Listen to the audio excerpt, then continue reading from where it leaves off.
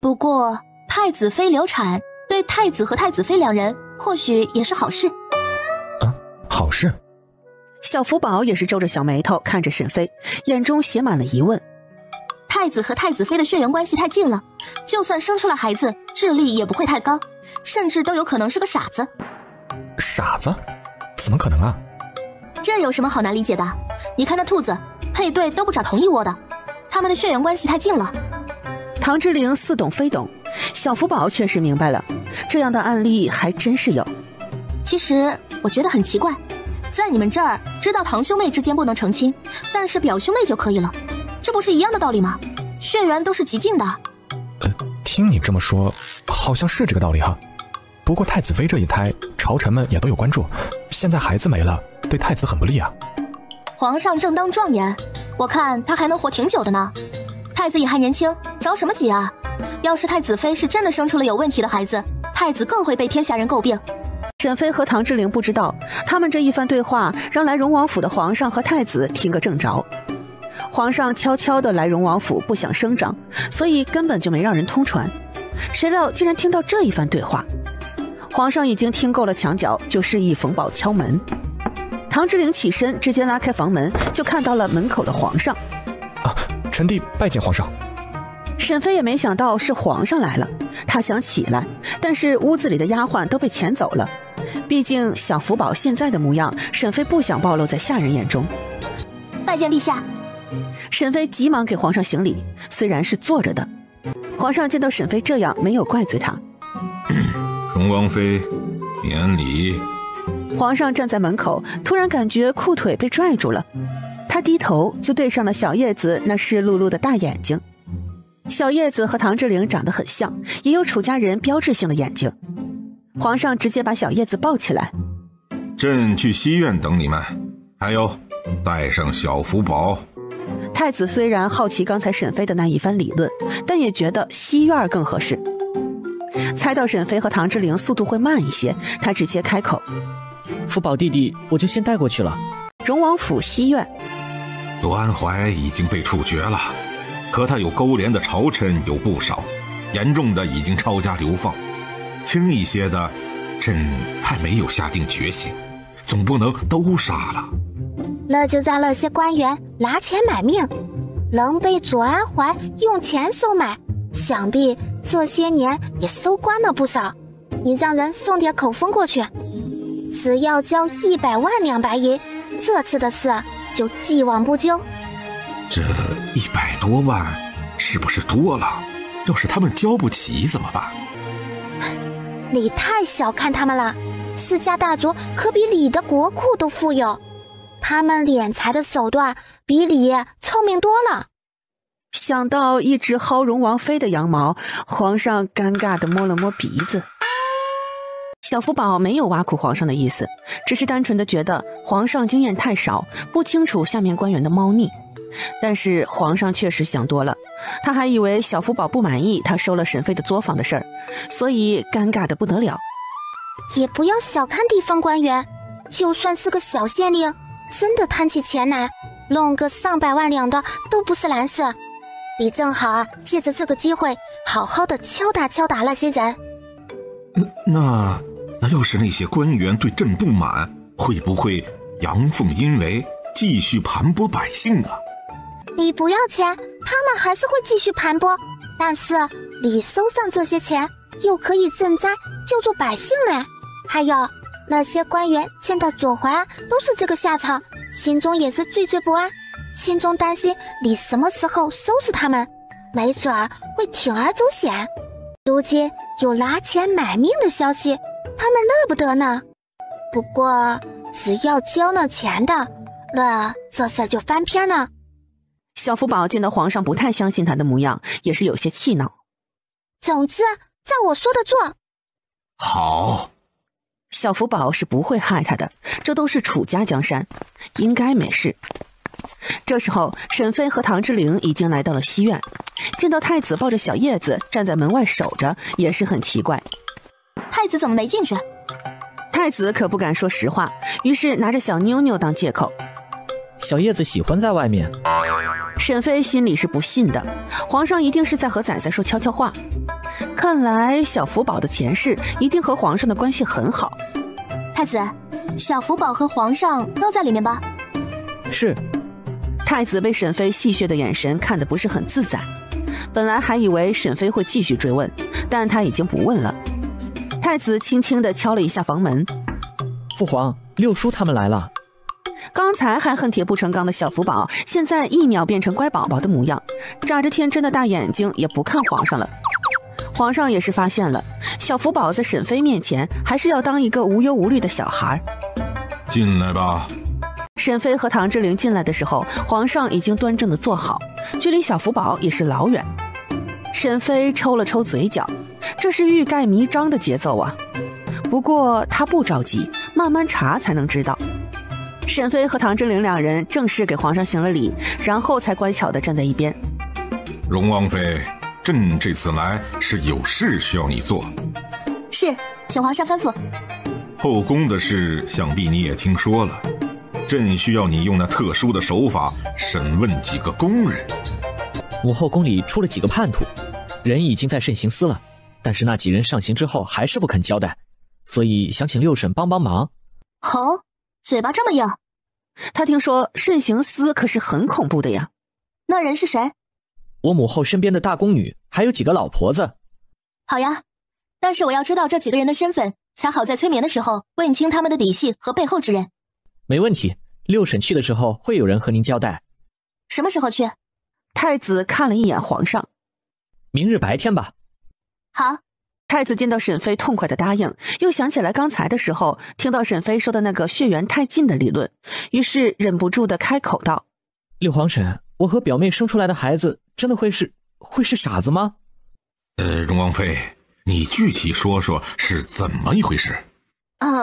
也不全是傻子，就是你和你表妹属于是近亲成亲。一般孩子的血缘来自同一祖先，而同一祖先的血缘中携带着相同的病变。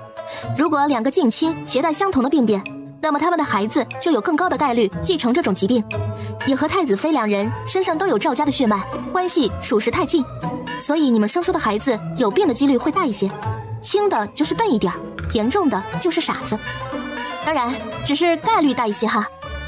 沈妃尽量说的委婉一些，也尽量用血缘代替了基因，因为基因的概念和这些古人也说不通，用血缘就清晰多了。皇上和太子两人听了也都是面色沉重。嫡长子在普通人家都是顶门立户的存在，更何况是在皇家呢？皇位从来都是你死我活，要是嫡长子是个傻子，那只能是被人杀的份儿。还有，这样也势必引起大禹朝的动乱，那他们楚家江山可怎么办？太子和皇上都认识到了问题的严重性。太子想到太子妃那么喜爱孩子，于是艰难地问出口：那太子妃以后是不是就不适合有孕？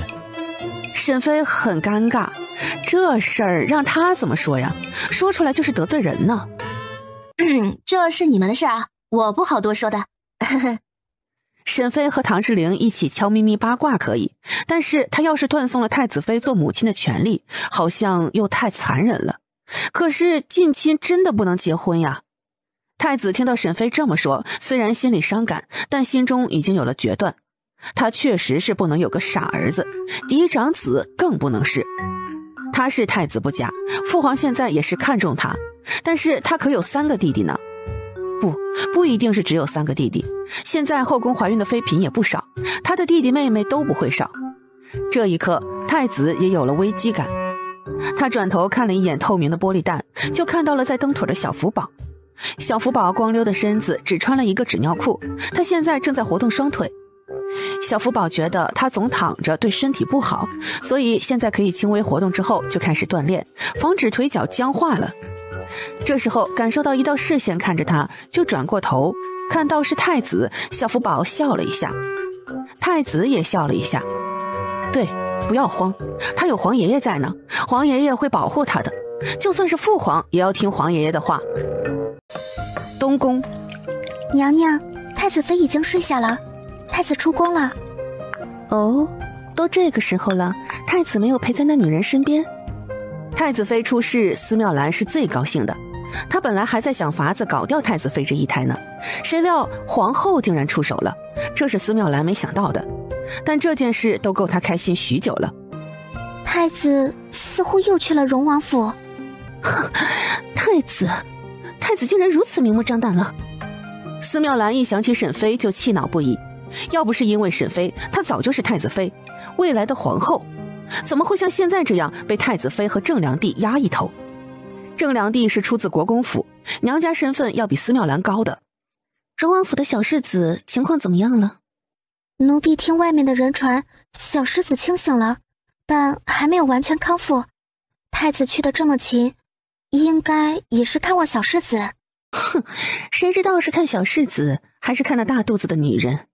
司妙兰到现在也忘不了第一次见到太子和沈妃站在一起，太子抱着那个像他的小孩子，三人站在一起真的非常像一家人。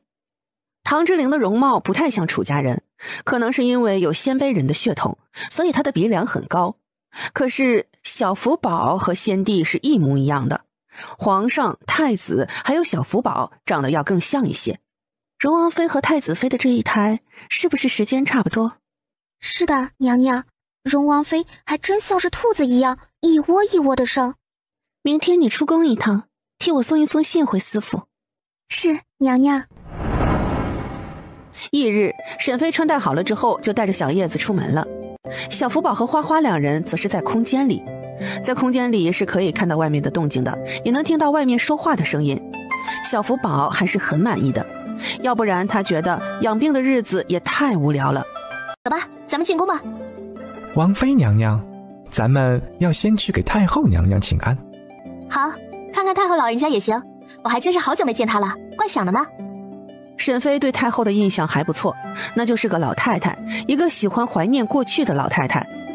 她记得她第一次见到太后的时候，她拉着自己的手说了好些从前的事。沈妃的记忆力很好，否则也不会前世小小年纪就跳级，还在20岁的年纪就成了博士。沈妃突然记起了一些片段。等等，那时候太后是不是紧紧地盯着仔仔瞧的，还说了好些话，她那时候完全没放在心上。电光火石之间，沈妃记起来了。沈妃压下心中的猜测，摇晃了一下脑袋。不可能，不可能吧？有点荒谬，又有点兴奋，怎么办？徐慧见到刚刚还没什么表情的王妃，现在满脸的兴奋是怎么回事？难道见太后就这么高兴？徐慧小声的提醒：娘娘，咱们出发吧。出发，走。小福宝闲着没事，一眼扫到了花花的书，看到那上面都是一些鬼画符的符号，他心里有了猜测。李和良妻是来自同一个地方。花花早就发现了小福宝的异样，甚至比沈妃都早。毕竟从前小福宝可不会避着花花和小叶子，他以为这俩货是真小孩。花花也见过小福宝在太子面前颐指气使的样子，花花知道这个哥哥来历不简单，所以现在也不隐瞒了。你们那个世界是什么样的？小福宝心中也有很多疑问，但是他不能在沈妃面前暴露，他在娘亲面前还要当一个乖宝宝，有些话就不能问。但是这个妹妹就不怕了，互相都知道自己不是真小孩。花花见小福宝也是无聊，就放下手中的书，然后向透明的修护箱爬了过去。我们那里很先进，科技很发达。科技？是这个东西吗？他知道，要不是这东西，他可能早就死了。还有，要不是娘亲带来的药剂，他们楚家江山或许早就易主了。唐之陵或许如传言中也活不过20岁。他也听娘亲说过，他出生的时候全身都是紫色的。他猜测他出生就带毒，要是没有药剂解毒，也早就死了。皇上或许那次昏迷也再也醒不过来，留下年幼的太子怎么是封地王爷的对手？还有虎视眈眈的唐国公，他有军权。左安怀在朝堂，那么大禹朝势必会4分5裂。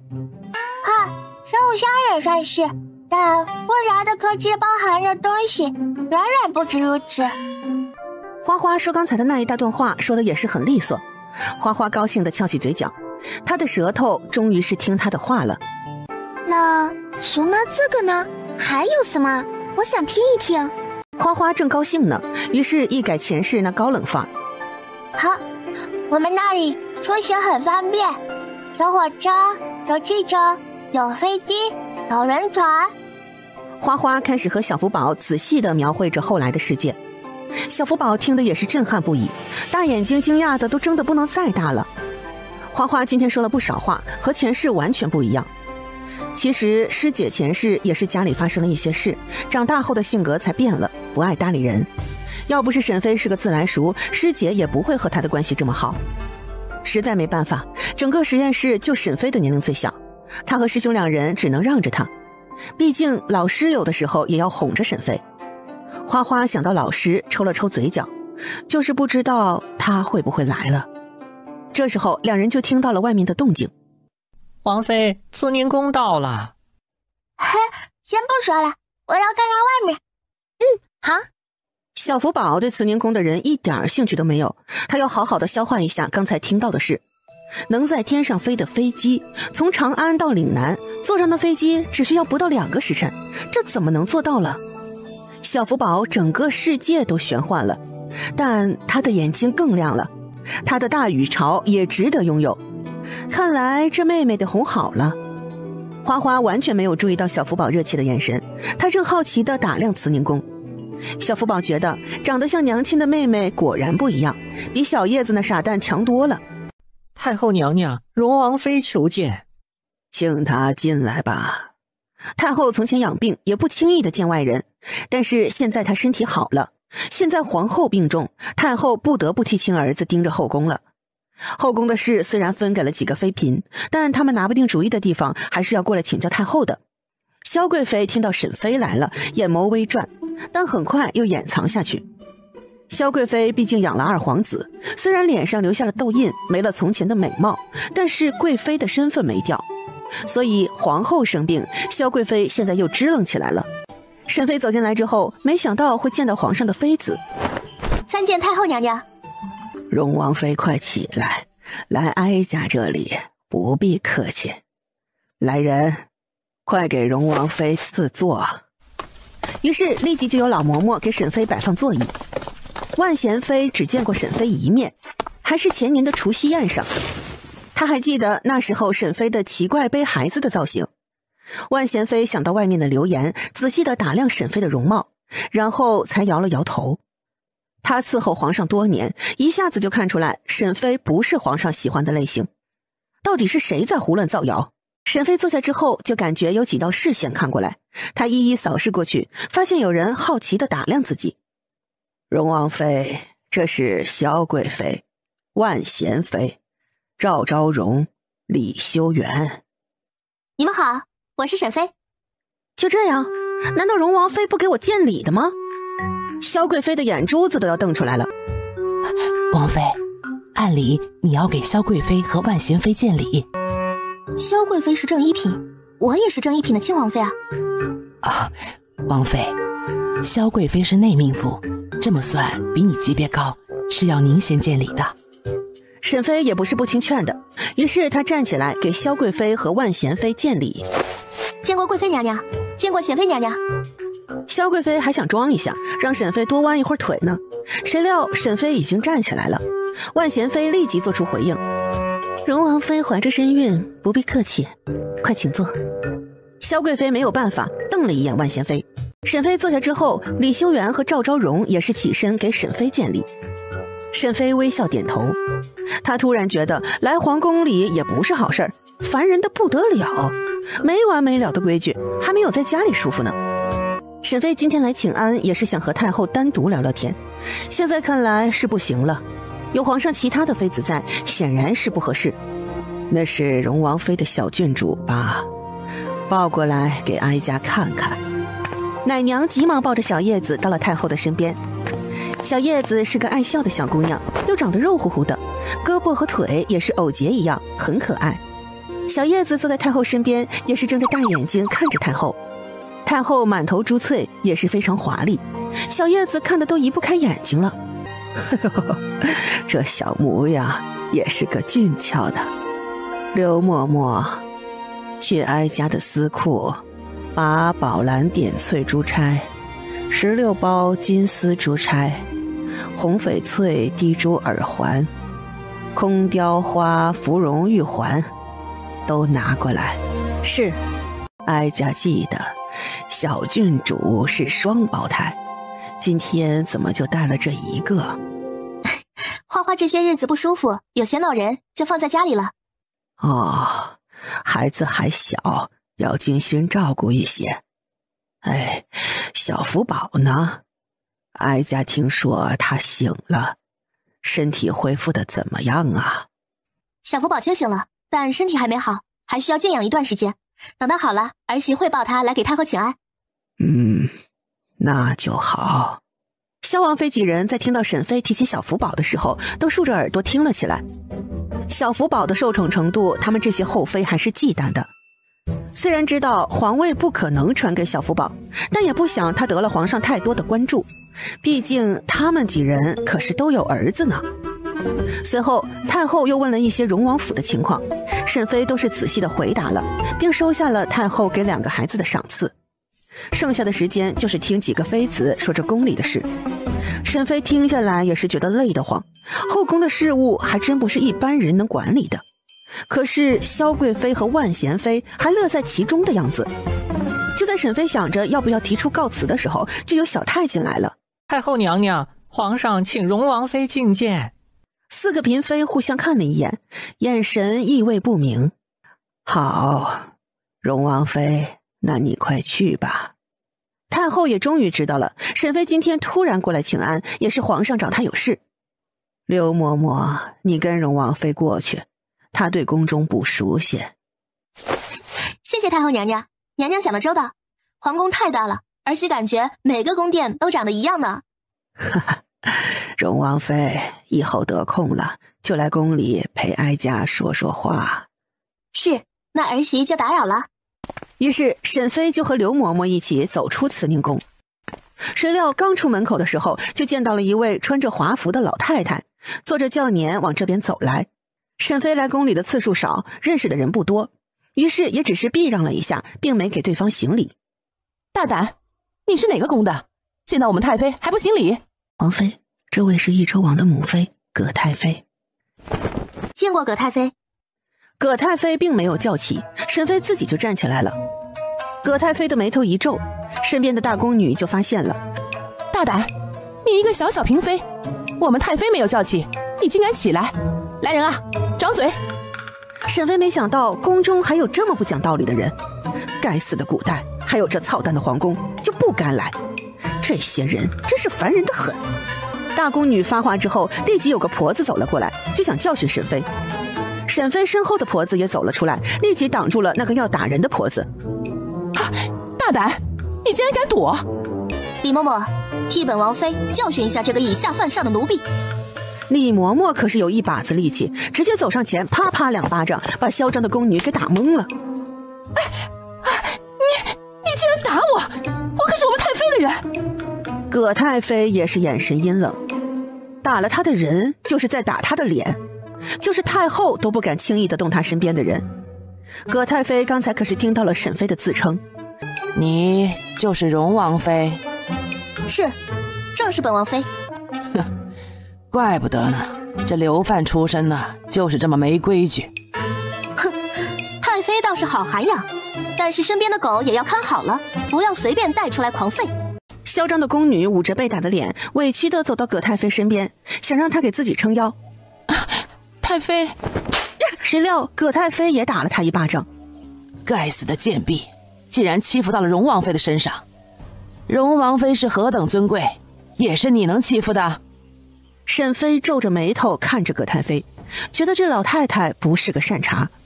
她现在看似在教训自己宫里的宫女，其实也是在给自己挖坑。沈妃心里觉得很矛盾，这葛太妃是太妃不假，但先帝毕竟是死了，太妃这盘剩菜也上不了桌了，现在竟然放任身边的宫女这么嚣张，不对头。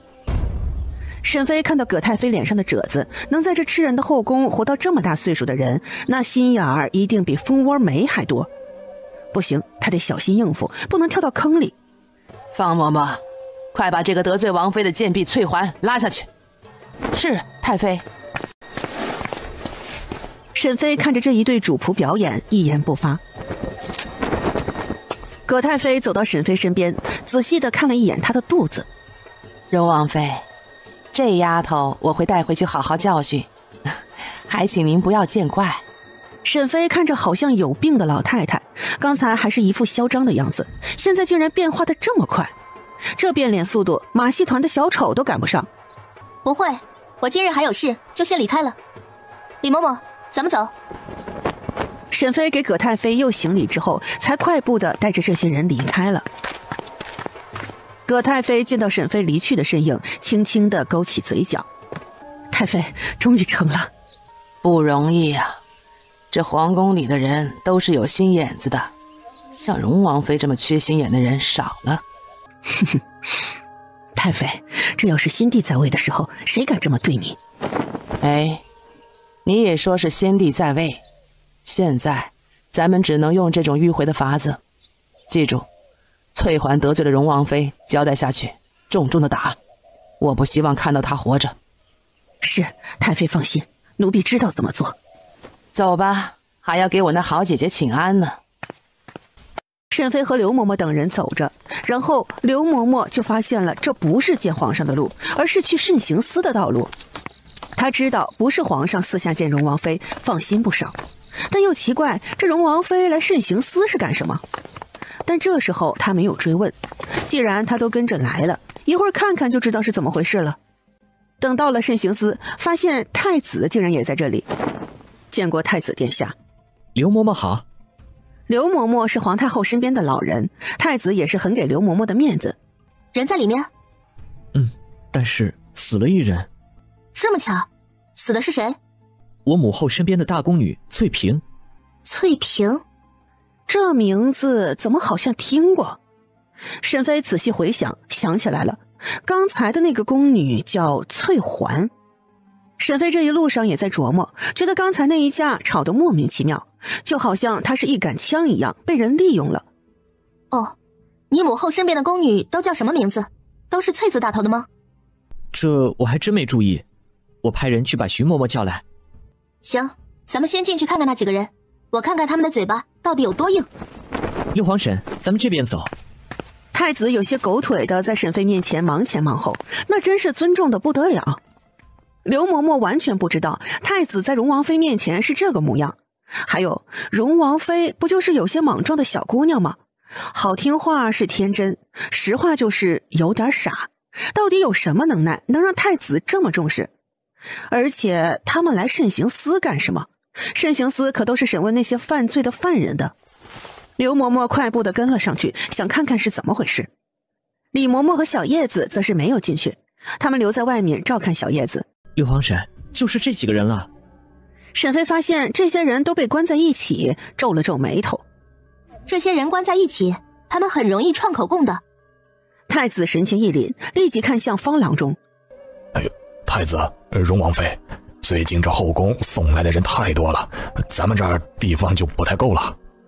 好，咱们开始吧，先带一个人到一个安静的房间。哎，是。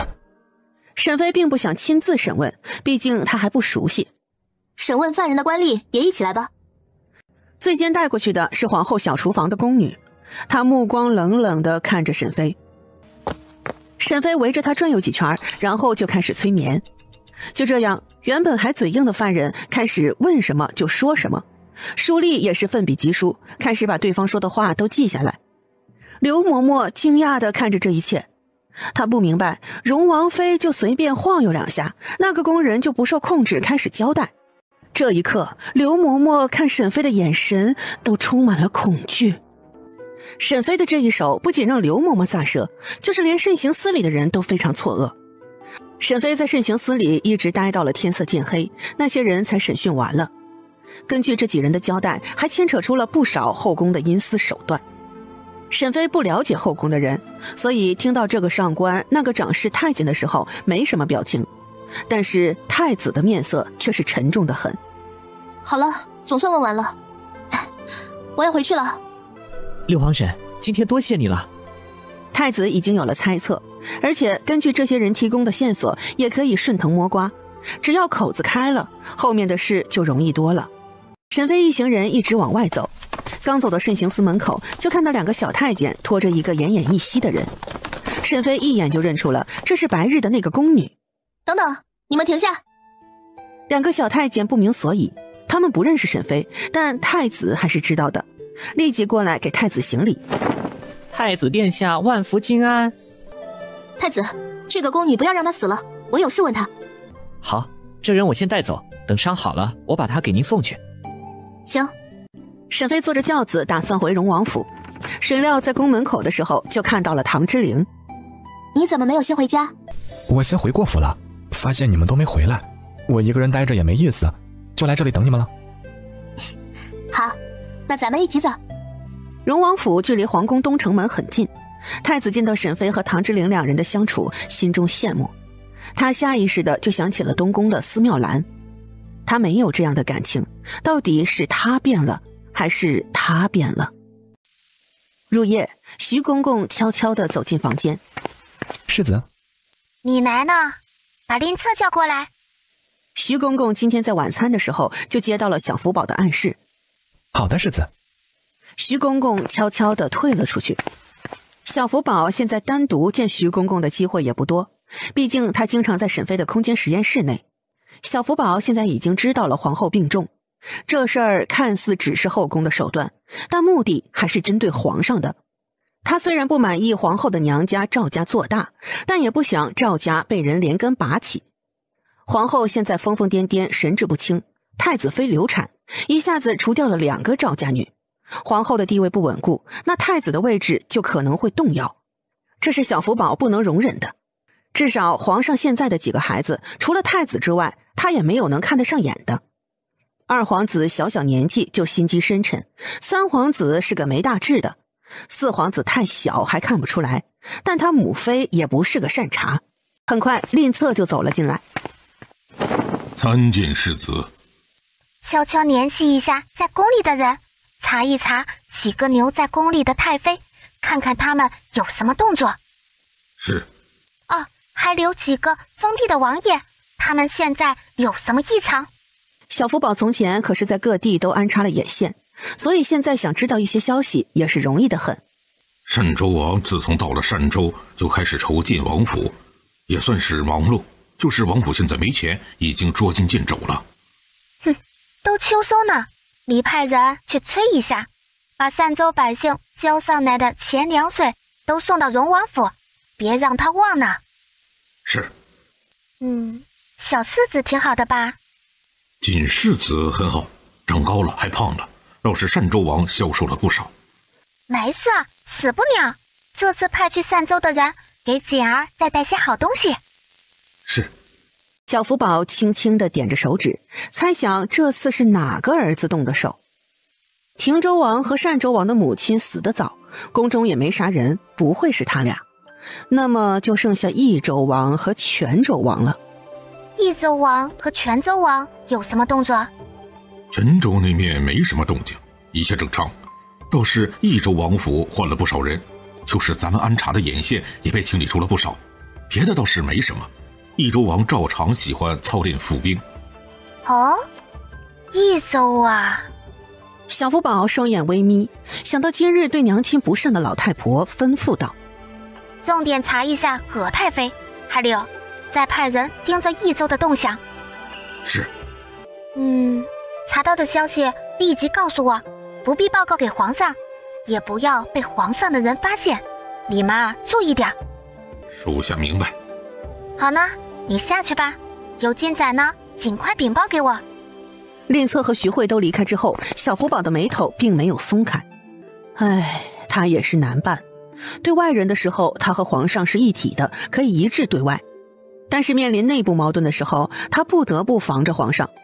毕竟那几个不孝子，至少得保证他们都活着。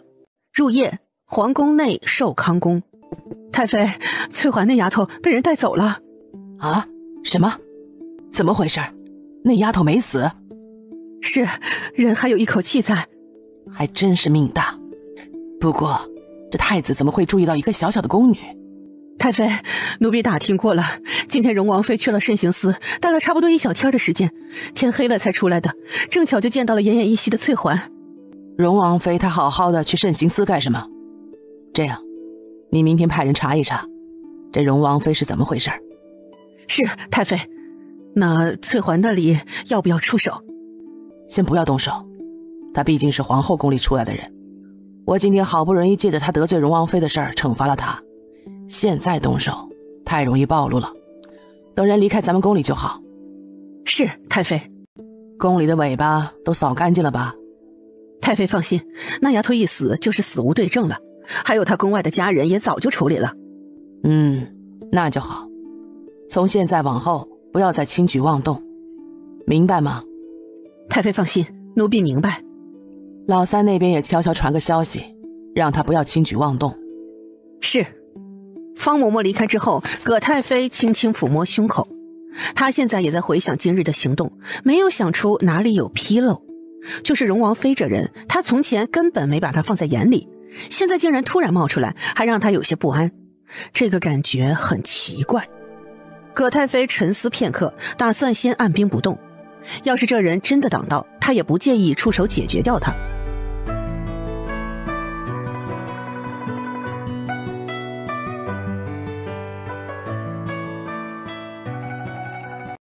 仔仔，歇一会儿再走。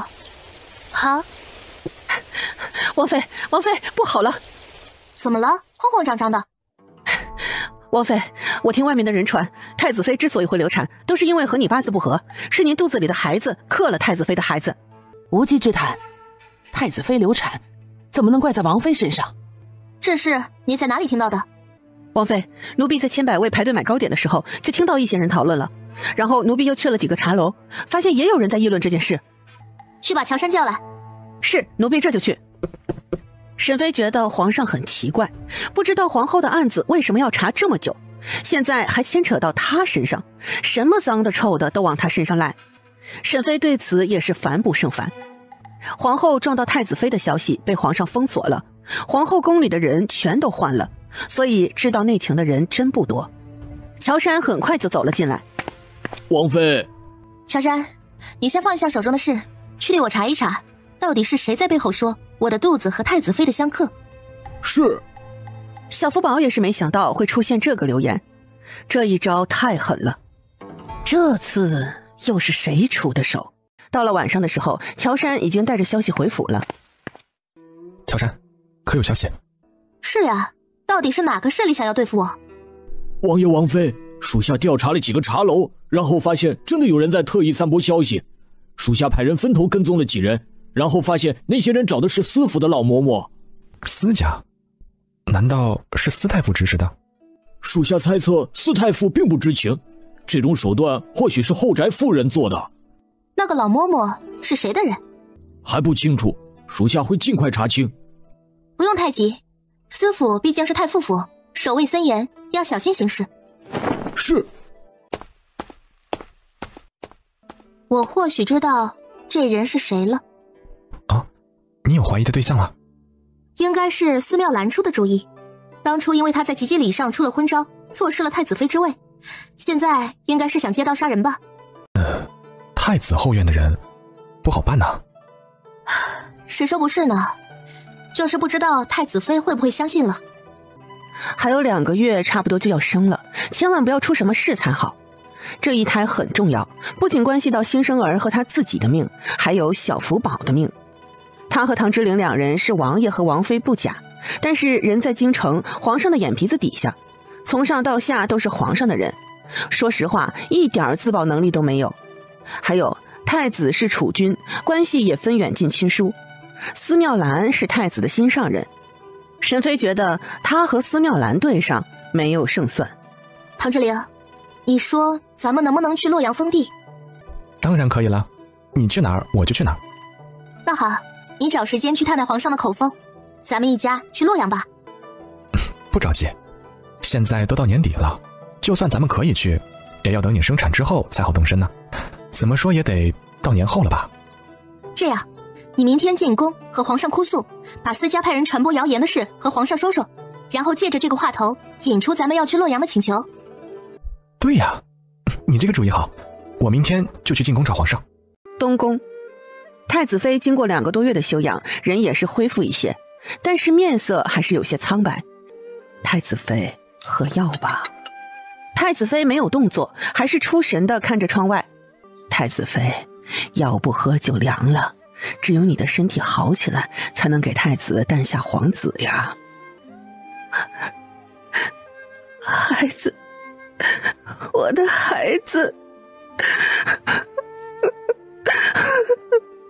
他知道不能怨恨皇后，也知道皇后是生病了才会害他流产，可是他心里还是会痛啊。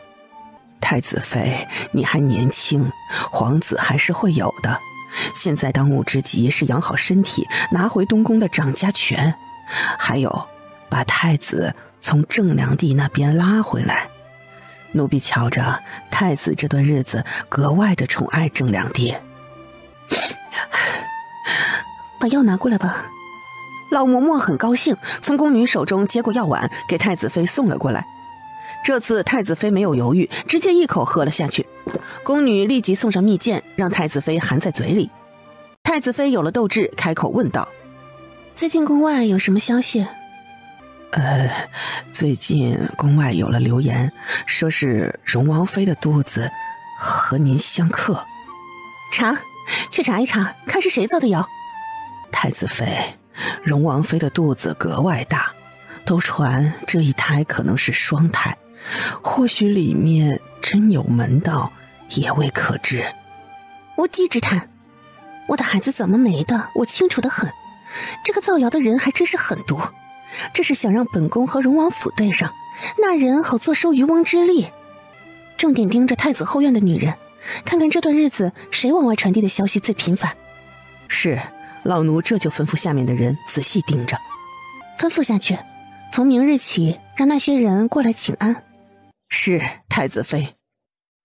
翌日早朝结束之后，陛下，荣亲王求见。请他进来吧。很快唐之陵就来到了勤政殿，然后给皇上行了一个跪拜大礼。臣弟参见皇上。皇上纳闷地看着唐之陵，突然如此懂规矩，他还有些不适应。荣亲王，请起。谁料唐之陵并没有起来，而是直接开口道：皇上，臣弟想全家搬到洛阳封地。皇上眉头一皱，去洛阳？那小福宝岂不是也要离开？不追。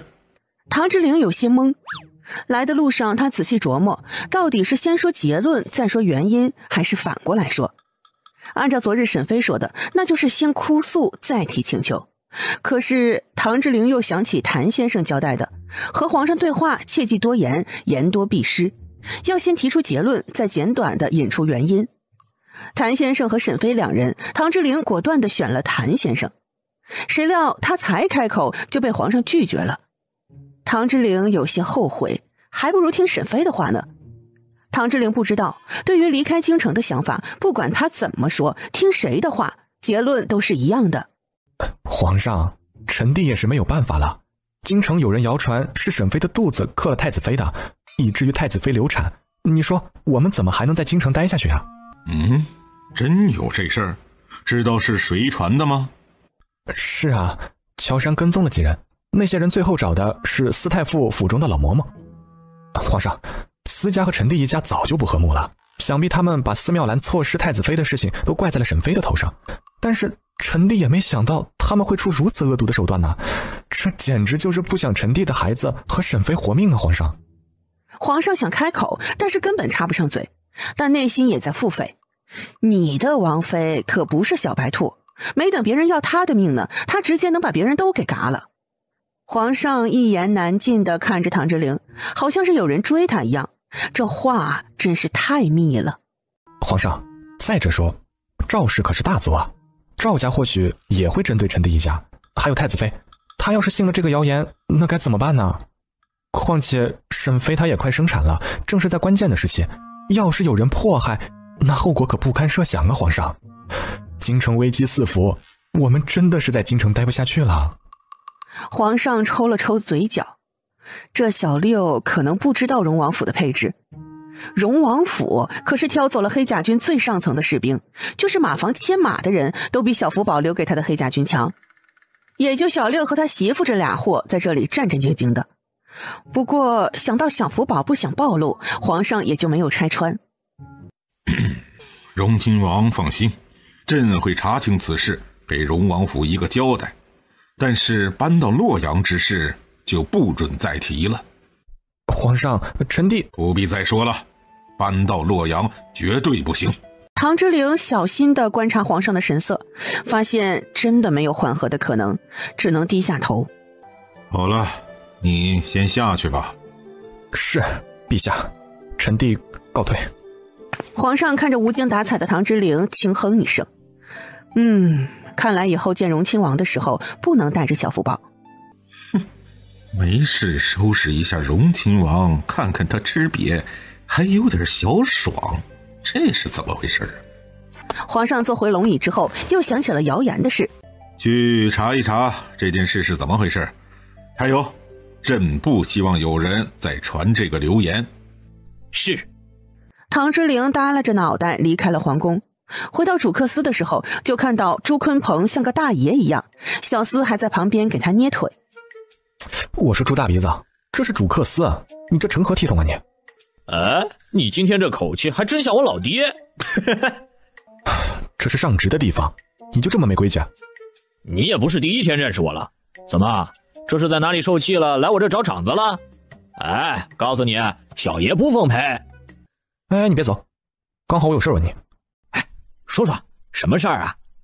朱坤鹏，司家你了解多少？怎么司家得罪你了？哎呀，你别问这么多了，就是司家有没有像你这号人的？小爷一表人才，有什么不好的？你和谁一口一个小爷呢？朱坤鹏想起来了，这货的身份变了，是亲王了。他轻轻地拍了一下自己的脑袋，经常忘了这事，该打。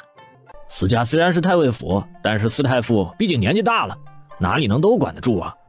据我所知，司家的第3代就不怎么样，和我品行差不多的也有。你说的是真的？这事儿你是问对人了。要不要弹劾一下司家，我让我爹帮忙？这会不会太麻烦了？你还跟我客气啥呀？下了。放心，这事儿包在我身上。唐之陵虽然是亲王了，但是他是有着鲜卑血统的亲王，所以朝廷的官员天然就会和他保持距离。加上他曾经还被唐国公拉出来当挡箭牌，有着造反的黑历史呢。所以唐之陵在京城地位是有，但权力不高。至少他想参与朝堂上什么事，那是不可能的，不被弹劾就不错了。就是司家这事，他想靠自己解决都不容易，至少御史们绝对不会帮他弹劾司家的。可是朱坤鹏就不一样了，有广安侯出手，还是会有御史出面的。翌日朝会上就有御史弹劾了司太傅的长子司元伟和司家子弟，就是皇上都奇怪了，他还没出手呢，就有人给递梯子了。于是也趁此机会斥责了司太傅教子不严，又罚了司元伟的俸禄。唐之陵听到这个消息的时候也露出了笑容。还是朝廷有人好办事啊。虽然他觉得司家罚的有点轻，其实他不知道他的好大儿会替他出手，而且更狠。唐之陵下职之后就把这个好消息告诉了沈飞。好消息，沈飞，司妙兰的父亲被罚了俸禄，司太傅也被皇上申斥了。是吧？那太好了，你是怎么做到的？唐之陵很开心的和沈飞讲了朱坤鹏帮忙的事。司家也不是铁板一块，司妙兰的堂弟就和朱坤鹏一样是个纨绔，还有司妙兰的父亲也不干净，广安侯帮忙找了御史弹劾了司家。你太聪明了，竟然能想到这个办法。今天乔杉已经确定了，那天的那个嬷嬷是司老夫人身边的，司家被弹劾了都是自找的。都是我在朝堂上人微言轻的，也没有御史搭理我，说不上话。司家算起来只是被罚了俸禄，太轻了。妄自菲薄了不是？昨天刚知道是司家动的手，今天你就找人在朝廷上弹劾司家，这反应这速度多快呀！我估计司太傅到现在都不知道招惹了谁，为什么被弹劾呢？唐之陵，你真的很聪明，很棒。真的。我可是从来不撒谎的。再说了，司家可是有个老太傅呢，那也是老奸巨猾的。咱们对付他们家，就要学蚂蚁搬家，一口一口的咬，总能慢慢瓦解的。况且司太傅是太子的老师，司妙兰又是太子的良弟，咱们又不能直接把人给杀了，你说是吧？你说的对，不能着急。沈飞为了安慰唐之灵，建立他的自信心，又说了很多唐之灵的优点，给他夸的也是乐得找不着北了。小福宝看着两人的黏糊劲儿，已经免疫了。他看着唐之灵这样，也在想着唐之灵的出路。他已经知道了沈飞和唐之灵两人想要离开京城，回到洛阳封地生活，但是皇上没有答应唐之灵的请求。小福宝其实也在想着去洛阳的可能性。他伸出小手摸了一下胸口，他现在的身体不知道能坚持多久。虽然娘亲一再和他保证能救活他，可他自己的身体他最清楚，走几步路都难以坚持，这辈子或许真的要当个短命鬼了。哎，在离开前怎么的也要给荣王府一家安排个好后路。他清楚皇上不放人离开也是因为知道他的身份。洛阳曾经是个好地方，距离长安也近，而且非常富庶。那时候选洛阳是按照他能平安长大继承荣王府的时候决定的。可是自己要是不在了，这么好的封地就不是福而是祸了。光靠唐之灵的才智是守不住的。小福宝是不相信人性的，也不相信人会一直不变，特别是帝王。他上辈子当了一辈子的帝王，有些时候就算决定违背内心的意愿，也要坚持到底。老大登基时间尚浅，还没有成为真正的帝王，朝中的势力还没有全部掌握在手中。但等他长成了真的九五之尊，或许一切就变了。要是他能活得久一点，荣王府不用担心。可是，小福宝叹了一口气，或许娘亲离开京城才是最好的出路。小福宝沉思片刻，心中已经有了决断。太傅府私家书房。老大，你说你都一把年纪了，还这么不着调，喝点猫尿就不知道自己是谁了。还有，你算哪门子老丈人，竟敢在外面胡咧咧？爹，妙兰嫁给了太子，我怎么不算是太子的老丈人？糊涂！太子妃是赵家的，妙兰不过是个小小的良弟，说白了就是个妾呀。你见哪个小妾的父母敢自称是岳父岳母的？更何况还自称是太子的啊！爹，我知道错了，就是话赶话说的。当时也是萧红卓那老小子拿话挤兑我，我才那么说的。你让我说什么好呢？那萧红卓是什么人？那是二皇子的外祖父，和你天然就不是一个阵营的。老大呀，都说时局不明时，明哲保身，最好不要站队。可是咱们家不一样，我是太子的老师，天然就是太子这一方的。还有妙兰也嫁到了东宫，这个时候你更应该谨言慎行，没那脑子就避着点萧红卓，干嘛总往一起凑啊？你小心人家给你挖坑。爹，我知道错了，以后少在外面喝酒。我知道了，爹。明天派人查一查那些人为什么弹劾你，还有为什么盯上了私家。爹，你放心，我保证查个清楚。我倒是要看看到底是哪个王八羔子在和咱们私家作对，还真是嫌命长了。司太傅捋着胡子，没有反驳大儿子的话。他教训大儿子不要太飘了，在外面得意忘形。岂不知他现在也是飘飘然，自认为太子的地位稳固，加上孙女受宠，他又何尝没有想着有个含私家血脉的皇子呢？到时候私家的富贵又可延续100余年，到了那时候，这天下是谁的，谁又说得清呢？行了，少说废话，快去查。是的，爹。深夜，慈宁宫。皇上，这么晚了，怎么过来了？母后，这些时日劳烦您了。皇后的病情怎么样了？皇后人已经好一些了，清醒的时间也长了，但是中毒太深，也要好好的养着才行。那就好。我也是没想到葛太妃会隐藏得这么深，看来这老三到现在还没歇了那心思啊。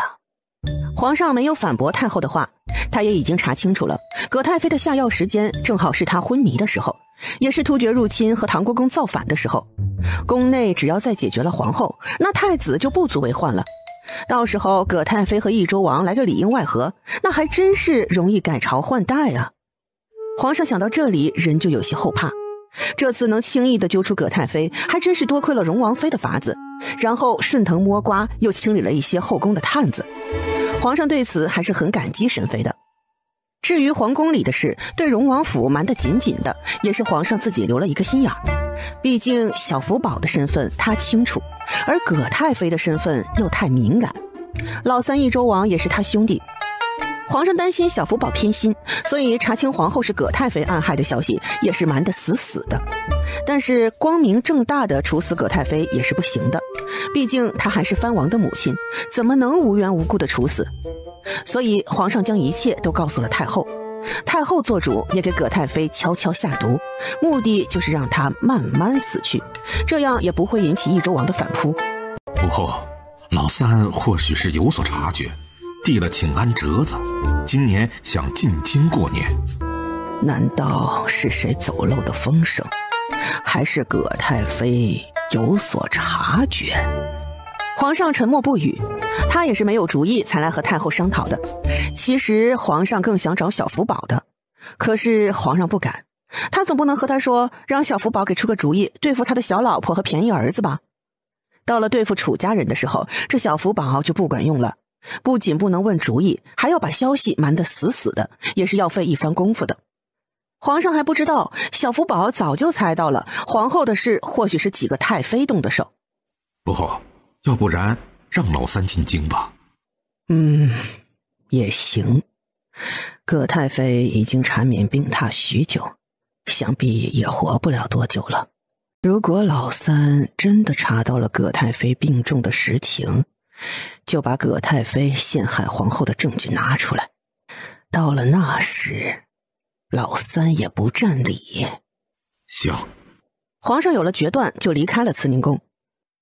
翌日朝会结束之后，司太傅就被请到了勤政殿。微臣拜见陛下。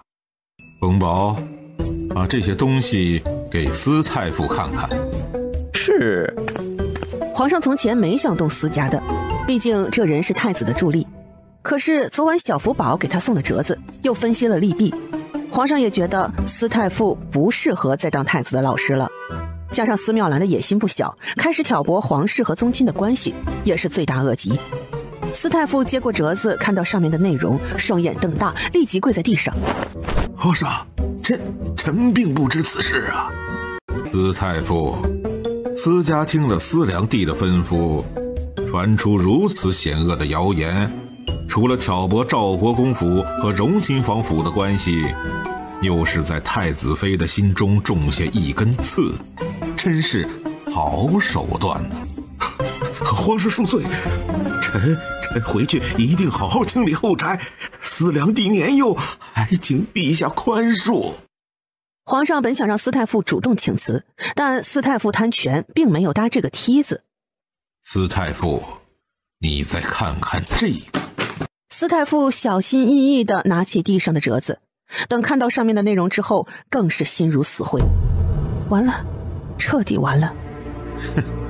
司家还真是好本事，朕还不知道豫章郡什么时候成了你司家的了。司家族人竟然如此大胆，强占民田，强抢民女，还真是无恶不作呀。司太傅远在京城，对老家族人的事还真不清楚。他想到司家的族长也是气愤得很，竟然瞒着他做这种事。陛下，臣有失察之罪，臣会立即让族人把田地归还，对苦主做出赔偿。司太傅把头抵在地上，依然没有松口。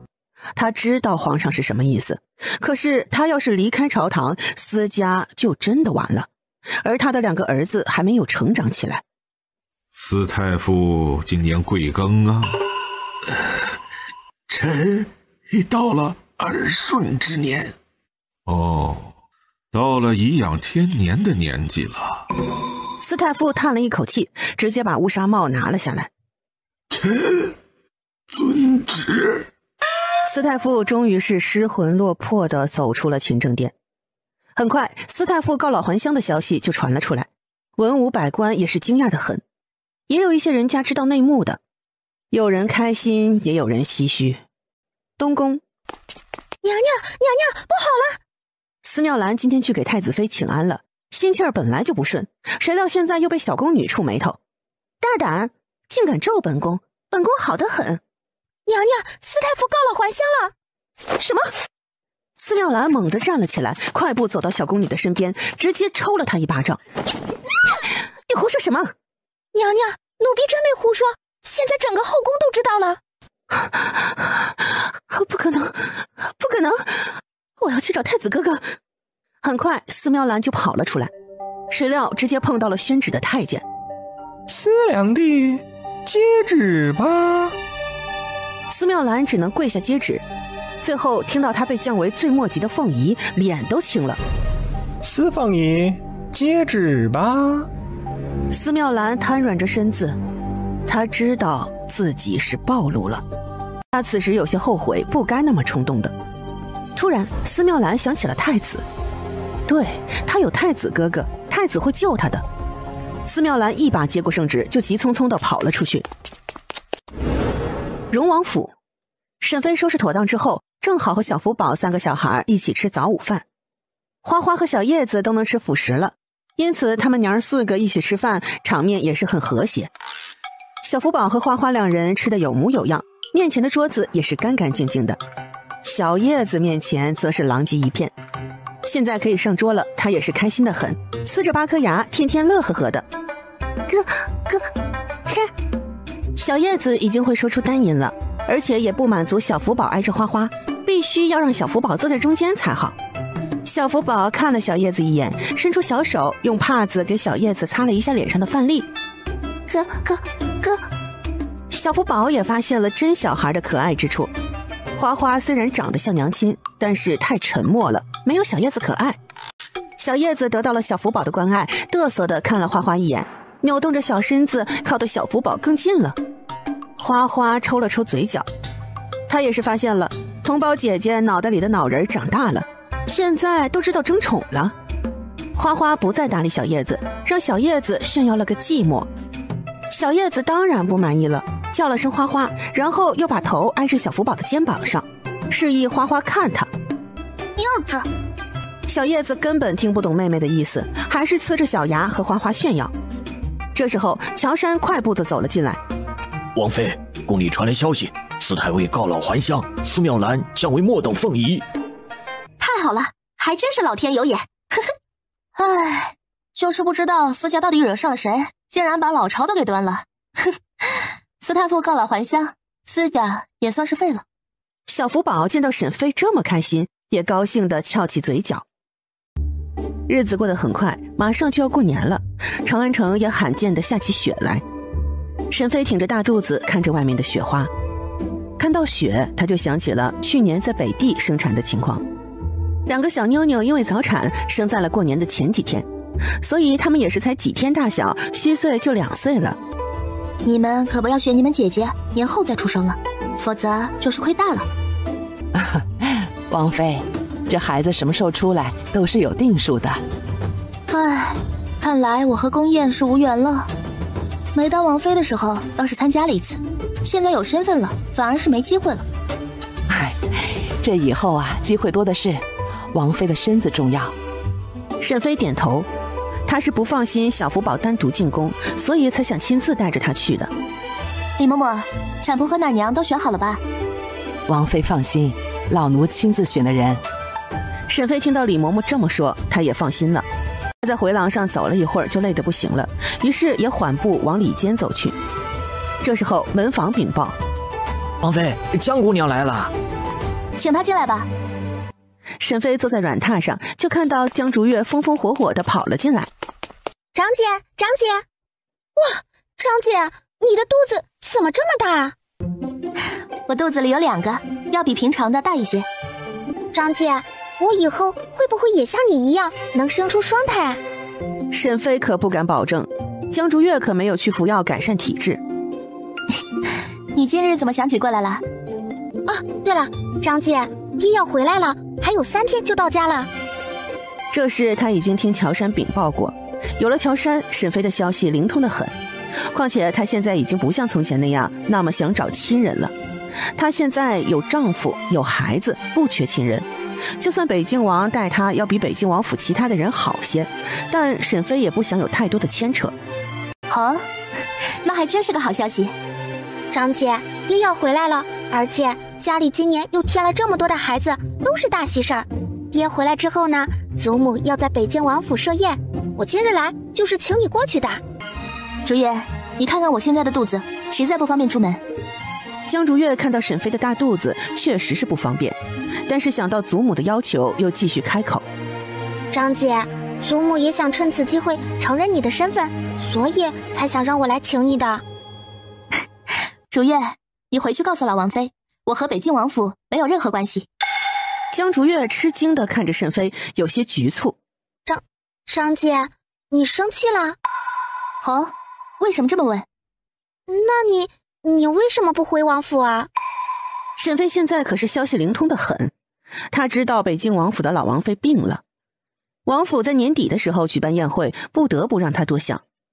算起来，他从北地回来已经快1年了，可是北静王府一点动静都没有。如今到年底了，才说承认他的身份，这就太可笑了。这门亲要是认了，反而会有更多麻烦。竹月，我现在身子不便，说不上什么时候就生了，实在是不宜外出。好的，张姐，我会把你的情况和祖母说的。随后，江竹月和沈飞又聊了一些京城的小八卦，吃了2盘糕点，才从荣王府离开。李嬷嬷这时候才敢开口：王妃啊，这北静王府是不是发生了什么事儿？王妃，你如今身子笨重，这老王妃怎么会选在这个时候宴请你？沈飞轻笑出声，他大概知道是什么原因，毕竟当初北静王病得那么重，他都给救回来了，想必这老王妃是惦记他手中的药了。沈飞猜得不错，老王妃在江竹月刚回到北静王府的时候，就派人把她请了过去。祖母，我回来了。她可会来？祖母，张姐的肚子老大了，这次怀的也是双胎，实在是不适合参加家宴。你没说这次的宴会是江家承认她身份的宴会吗？我说了，可是张姐说她和江家没有关系。大胆！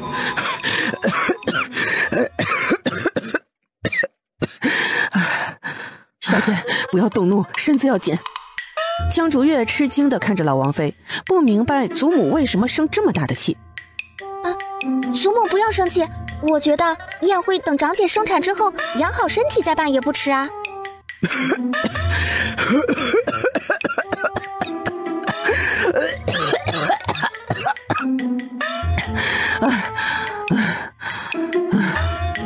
老王妃又是一连串的咳嗽，她无奈地摆了摆手：“竹月小姐，你先下去吧。”嬷嬷还是要给祖母请个大夫，好好的瞧一瞧。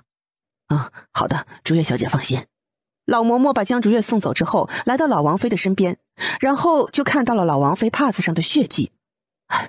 小姐，你又咳血了。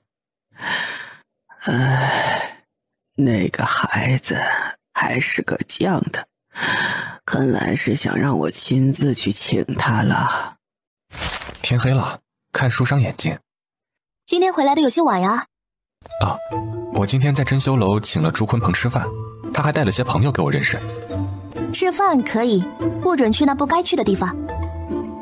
怎么，害怕我看上别的女人？我害怕？真好笑。你要是敢找1个，那我就敢找10个。10个？你还真敢想啊，沈飞。怎么，有我1个还不够啊？你别忘了，咱们可是有约定的。你要是有了其他人，我立马走人，给你们腾地方。你呀，还是太冲动了，太傻了。荣王妃的位置，你就这么轻易让出去啊？还想便宜别的女人？哼！你以为我在乎荣王妃的位子？我要是愿意，我或许可以当自己的皇上。哎，这话你都说得出来，小心隔墙有耳。唐志玲，我研究出了新药，要是用在你们大禹朝的士兵身上啊，他们一瞬间哗啦啦的就昏倒了一片。你说我这样攻城略地，是不是很容易？唐志玲想到唐国公那几万的军队，沉默了。事实还真的和沈飞说的一样。那本王以后就跟着王妃混了，有王妃保护我。两人聊着聊着就开始歪楼了，话题变成了京城的最新消息。哦，对了，沈飞，我打听到老三那个黑探头，还有老四那个白斩鸡要来京城了，要在京城过年呢。益州王来京城，是不是看望葛太妃啊？沈飞已经听说葛太妃病重的消息了，他可是见过葛太妃的，那时候还生龙活虎的和自己呛声，怎么会短短几天就传出了生病的消息？这里面绝对是有猫腻。还有那个叫翠环的宫女，沈飞本想催眠来着，好好问问是怎么回事，但是人后来就死了，不知道是没救回来，还是被人偷偷给处死了。总之后宫的事非常古怪，还对外面封锁了消息，就是太子来荣王府的次数都少了。不过沈飞也能猜出个大概，皇后的事或许就是葛太妃动的手，否则不会病得这么巧。我让乔杉打听过，说是葛太妃快不行了，能不能过了这个年都是两回事。年龄到了都会死的。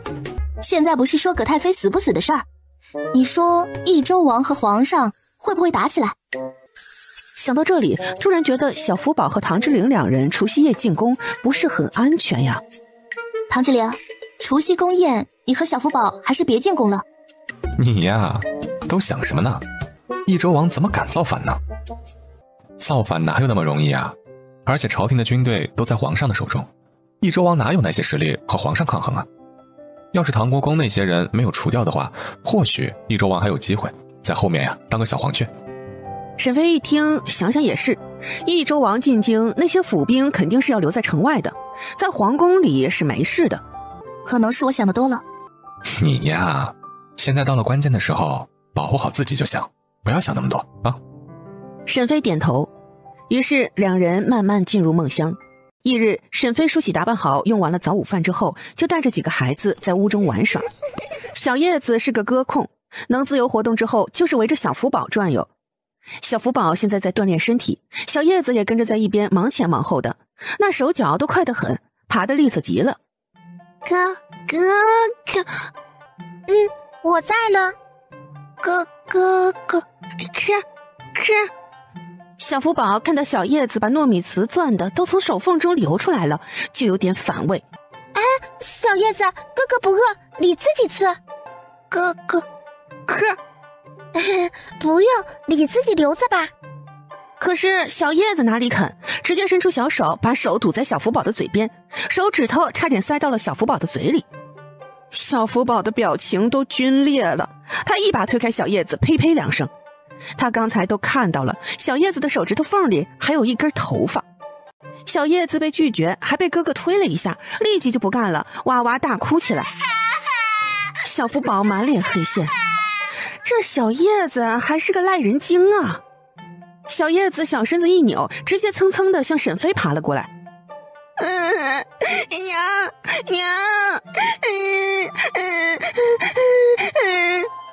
花花坐在一边，幸灾乐祸的看着小叶子缠着小福宝。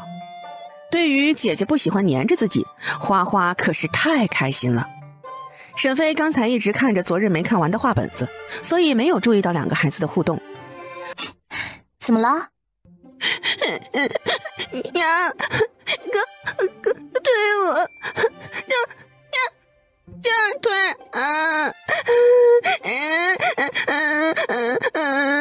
花花一脸懵逼，我招谁惹谁了？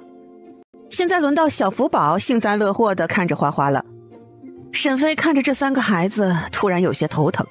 要是肚子里的孩子出生了，他们家岂不是要闹翻天了？娘，哥，我……小叶子大有一种你必须给我做主的意思。好，我会让哥哥向你道歉的，但是你刚才也推妹妹了，也要道歉，明白吗？小叶子似懂非懂，口里还是不断嘀咕：爸，啊！哼！小福宝在一边也听到了小叶子的嘀咕声，小嘴儿也咧开了。哦呦，那我可就太开心了！你最好能记住你说的话。这时候，彩霞走过来禀报道：“王妃，北京王府来人了。”哦，这次是谁来了？是北京王府的老王妃和萧王妃两人。沈妃没想到这俩人会亲自来。好，李嬷嬷，你在这边看着3个孩子，不要让他们打架。是，王妃放心。唉，荣王妃好大的架子，让我这个祖母等了这么久。唉，雪天路滑，今年长安城罕见的下起雪来，荣王妃走过来也是需要一段时间的。老王妃哼了哼，没有反驳。沈妃刚走到门口，就听到了老王妃的抱怨，她勾起嘴角，慢慢悠悠地走了进来。太王妃、萧王妃，很抱歉，我来晚了。萧王妃转过头就看到大肚子的沈妃，看到她圆圆的肚子，萧王妃眼中划过羡慕。怎么，我这个亲祖母都亲自登门了，你就这样怠慢？太王妃说笑了，我是无父无母的孤儿，哪有什么祖母呀？大胆！你就诅咒你父亲！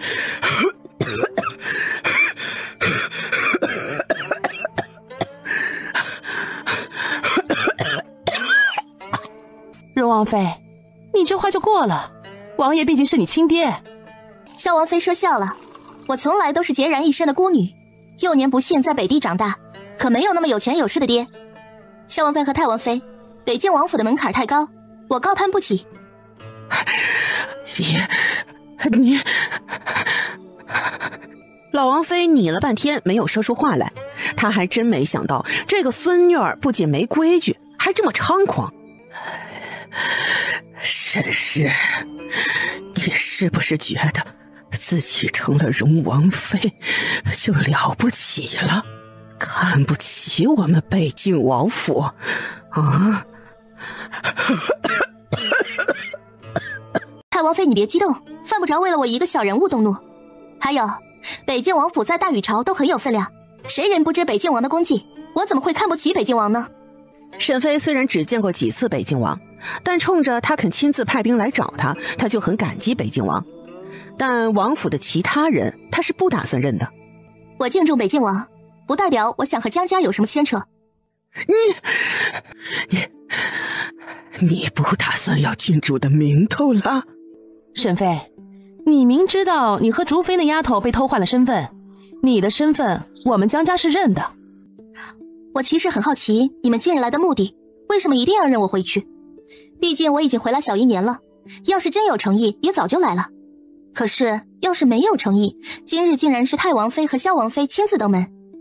况且要是从前人丁兴薄的北境王府孩子少，来找我也是情有可原。可如今北境王府添了8个孩子，男孩也有5个，可谓是子嗣昌盛。那2位今日这般坚持，到底是因为什么原因？老王妃和萧王妃的面色都不好。老王妃之所以会这么坚持，也正因为家中添了这么多男孙，这都是她的宝贝，她当然想看这些孙子长大。这几个孙子可是她的命根子。这几个孩子一起来到江家，还不是一个母亲生的，都是同岁，但没有一个是王妃肚子里生出来的，都是庶子。那么这就有个弊端，那就是王府的世子之位是谁都有可能。那么王府没有他盯着，他真怕这几个孩子没有机会长大。毕竟后宅女人的手段，老王妃太清楚了。他能让北境王府只有江景行一个嫡子，当年也是费了一番功夫的。可是如今那些女人都是儿子的妾室，他就不好动手了。如果他死了，北境王府没有他坐镇，说不上会变成什么样。还有萧氏这个儿媳妇会不会动手，老王妃也不敢保证。5个男娃没了任何一个，他都心疼。荣王妃既然问得直白，老身也不藏着掖着了。我想向荣王妃求药。萧王妃心里也是打着这个主意，毕竟她亲眼见到了那药剂的作用，不仅救活了北静王，还让后院的女人都能生育。萧王妃就知道是她的身体出了毛病，否则不会只有她没孩子。只要她也吃了那神药，一定也能生出嫡子。萧王妃今日来也是为了太王妃寻药的。老王妃瞪了一眼儿媳妇，荣王妃，你只要把药给我，有什么要求尽管提。荣王妃，我听说你有能让女人怀孕的药，我想求一份。很抱歉，那种药我也没有，我又不是大夫。怎么没有？你不是给你爹用了那药，他现在身体好得不得了。郡主，你怎么能这么无情？你既然有能力救一救你亲祖母的命，就那么难吗？你身上流着江家的血，难道真的忍心看到你的亲祖母就这么死去吗？我忍心。你个孽女！小姐，母亲。沈妃看到老王妃直接倒了下去，还有些担心，不是担心老王妃的身体，而是害怕她碰瓷。直到看到老王妃眼睫微微颤动，提着的心又放下去了。老王妃这是装的。沈妃的心放下来了，就想看看这些人还想怎么演。老嬷嬷握着老王妃的手，感受到手中的力道，也知道了主子的心思，于是也知道了是有些话主子不好说，那他这个下人就要替小姐说了。荣王妃，你真是太不孝了，竟然气昏了北静王府的太王妃。哼，还真是没规没矩，不忠不孝，不愧是外面养大的。皇家是懂规矩的地方，要是让外面的人知道了，我看皇家还认不认你这个儿媳妇，看你还能不能安稳的当荣王妃。哟呵，还真是能给我扣帽子啊！不忠不孝，还真有意思。我从小长这么大，是吃了北静王府一口米，还是喝了一口汤呀？我和你们有什么关系？还有，本王妃的品行如何，还轮不到你一个小小的奴婢在这里大放厥词。皇家认不认我，都和你一个刁奴没关系。至少我现在的位子坐得稳稳的，真的要算起规矩来的话，你的主子都得给本王妃行礼。什么东西？老嬷嬷气得胸口起伏，于是也口无遮拦起来。沈氏，你不过是个名节有瑕的女人，婚前就和人做了苟且之事，像你这样的女子就应该沉塘。如今我们北静王府肯低头，主动承认你的身份，你就应该烧高香了。可是你竟然如此不知好歹，就别怪我们王府不客气了。你们想怎么不客气，我都随时奉陪。今天我还实话告诉你了，那药我有，就是不给你们。老嬷嬷愤怒地看着沈妃，等看到她那圆圆的肚子，目光一转，一个想法出现，于是整个身子向沈妃倒去。谁料还没碰到沈妃，身子直接飞了出去。嬷嬷！萧王妃也是没想到，就这么一会儿功夫就成了这样。老王妃这时候也不装了，她睁开眼，愤怒地看着沈妃。果然是个坏的，如此心狠手辣。人不能太贪心了，北静王我已经救了他一命，没让您老年丧子，您就应该感激我了。如今您又添了那么多孙子，还有什么不知足的呢？老王妃承认她今日是耍赖了，这和她多年的形象不符，失去了她多年的骨气。人呐，得陇望蜀是本性啊。老王妃直接站了起来。荣王妃说的对，是老身逾越了。太王妃知道就好。老身还真没看走眼呢，从前不认你这丫头是对的，你不配当我江家人。荣王妃，希望你永远都这么嚣张。谢谢太王妃的祝福。老王妃一噎，没好气地看着萧王妃，还不过来扶我？回府。萧王妃眼神复杂地看了一眼沈妃，也是没想到今天会闹得这么僵。不过听到沈妃有药，萧王妃又开心了。他可以偷偷的来，慢慢接触沈飞。他不相信他会真不认他这个亲姨母。还有王爷也要回来了，到时候两人一起来，沈飞应该不会不给王爷面子。老王妃和萧王妃就这么灰溜溜的出了荣王府。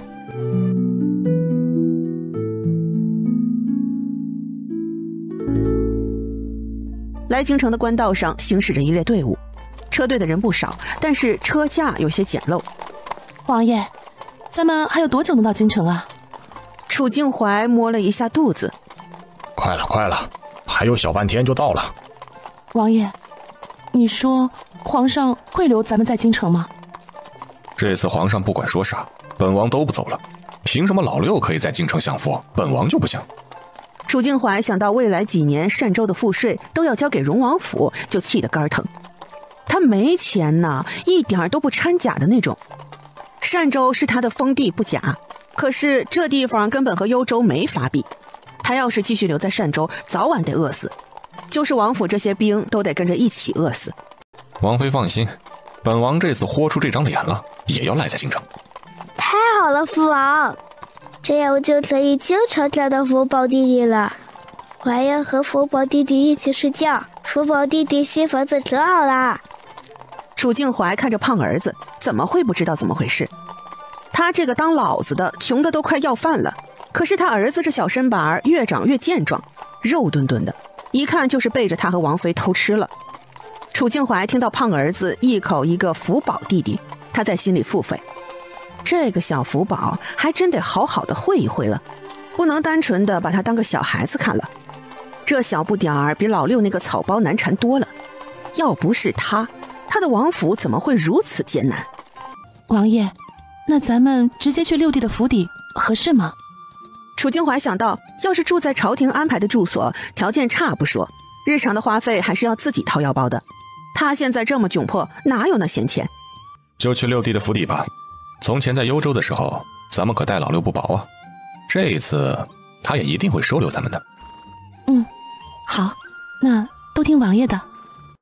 唐之陵一家5口正在吃饭的时候，就被禀报单州王来了。谁？你说谁来了？王爷，单州王，还有王妃和小世子都来了。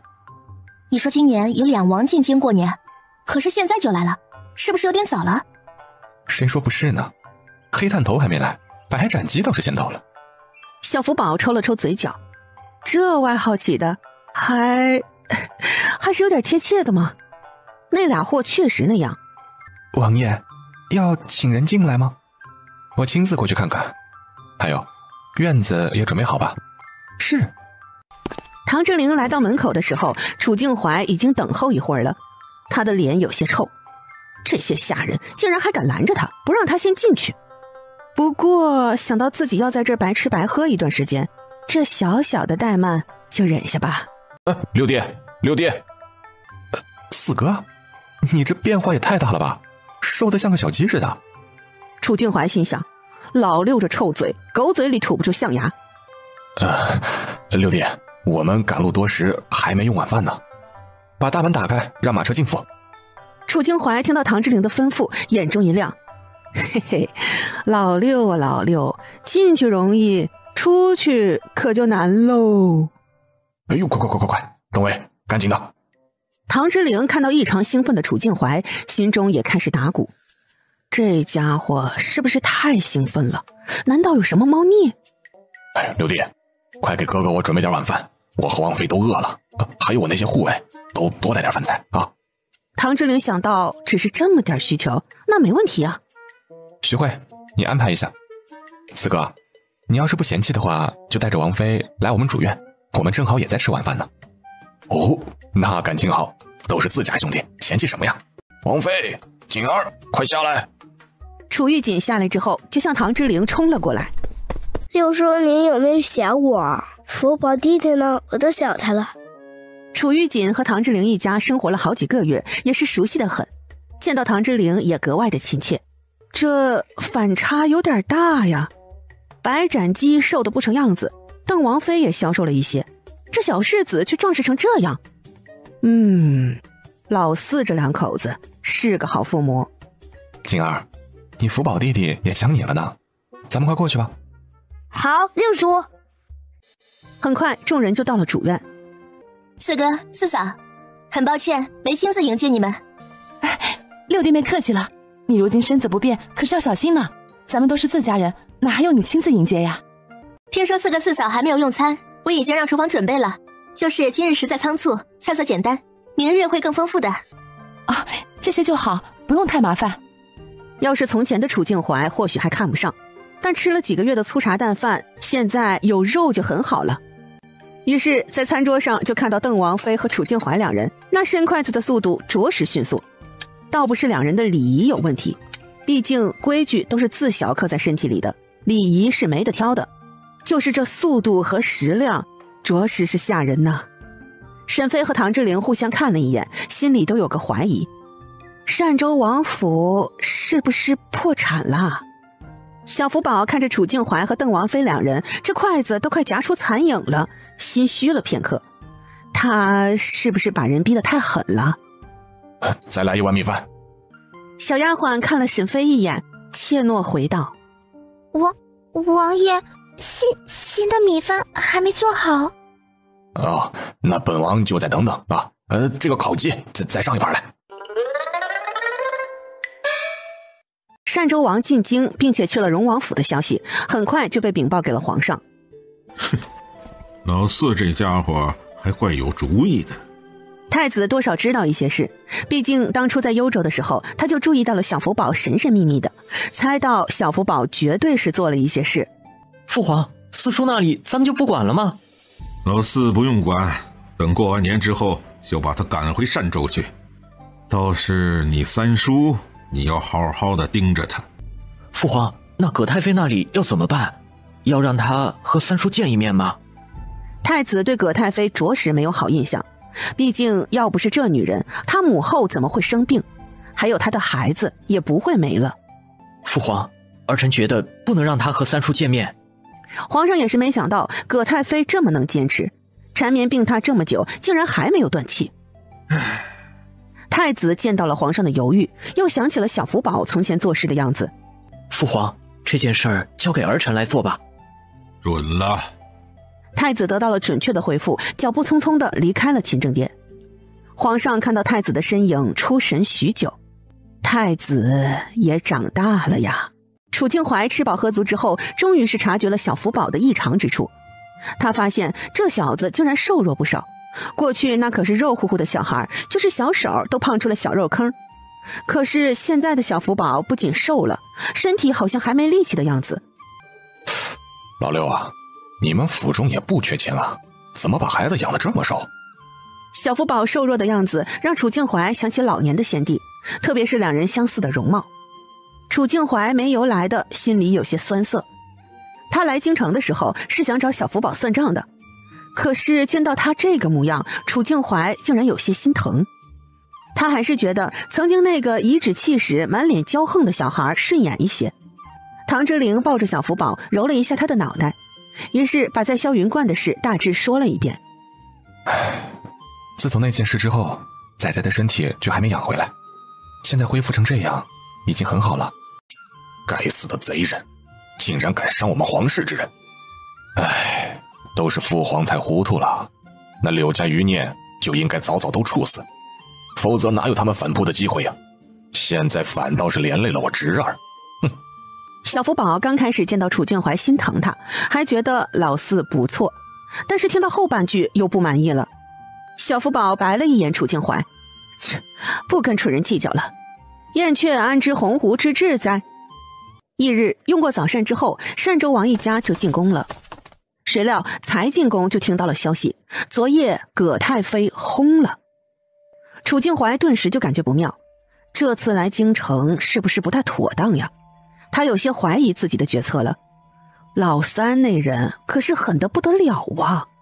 唐之灵见到楚静怀沉着一张脸，一脸好奇，这又不是老四的娘，至于这么被痛吗？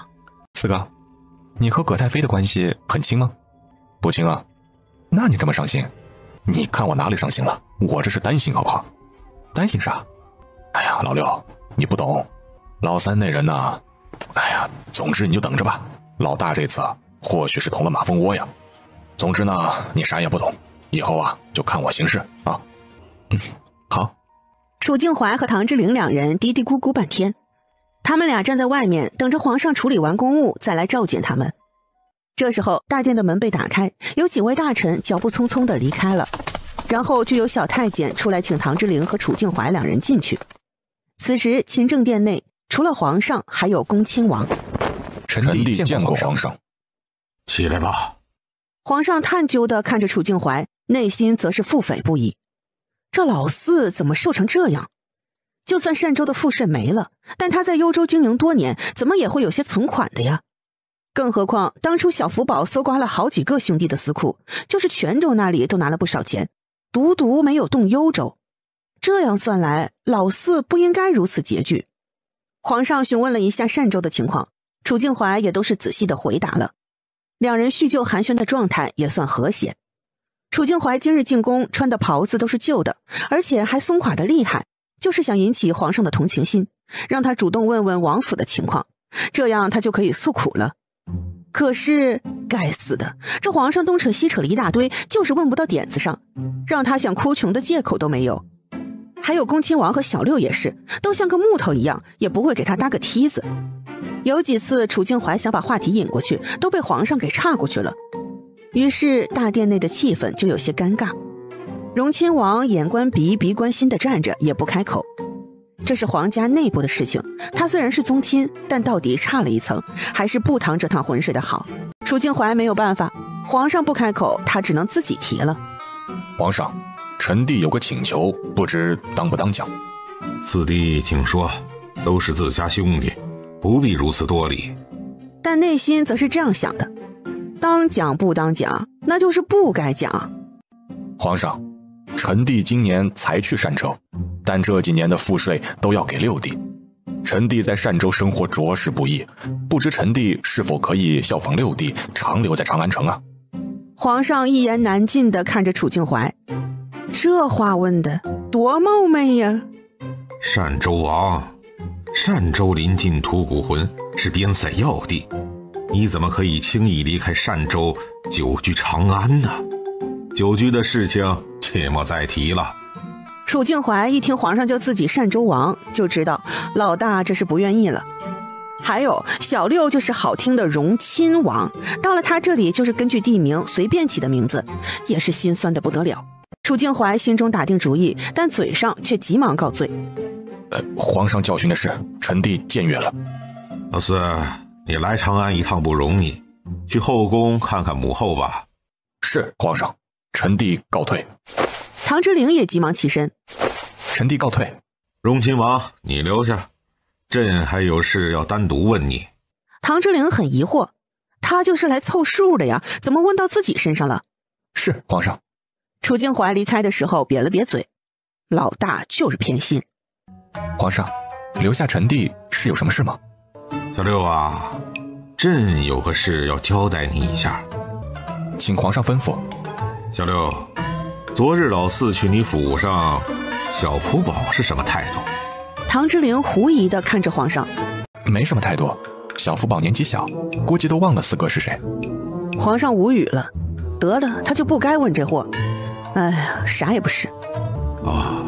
那行了，你下去吧。唐之灵一脸疑惑地走出了勤政殿，他觉得皇上也是莫名其妙。人都离开之后，皇上才吩咐道：来人，派人盯着点荣王府，看看荣世子有什么安排，切记要小心一点。荣王府的护卫都是高手，你们不要暴露了。陛下，乔山就在府中，还颇受重视，要不要把他请回来？不用，以后你们的行动也不要让乔山知道。是，陛下。还有，重点看一下荣世子对葛太妃轰毙的态度，明白吗？是，陛下。皇上在人离开之后叹了一口气，他这时候不敢去找小福宝，也是害怕小福宝会心软。不过老三应该是接到消息了吧？益州王府。报！说，王爷，长安城传来消息，太妃昨夜薨了。益州王手握成拳，快速来到侍卫身边，攥紧他胸前的衣襟。你说什么？再说一遍！王爷，太妃轰了！益州王直接把侍卫提起来扔了出去。楚景德，你该死！王府中的下人听到益州王喊出这么大逆不道的话，都吓得浑身发抖。都傻愣着干什么？还不备马，随本王杀回长安城！这时候，一名年近20岁左右的男人走了进来，然后挥了挥手，淡淡的吩咐道：“你们全都退下吧。”是，苏先生。于是下人全都退出了大殿，只剩下益州王和苏先生。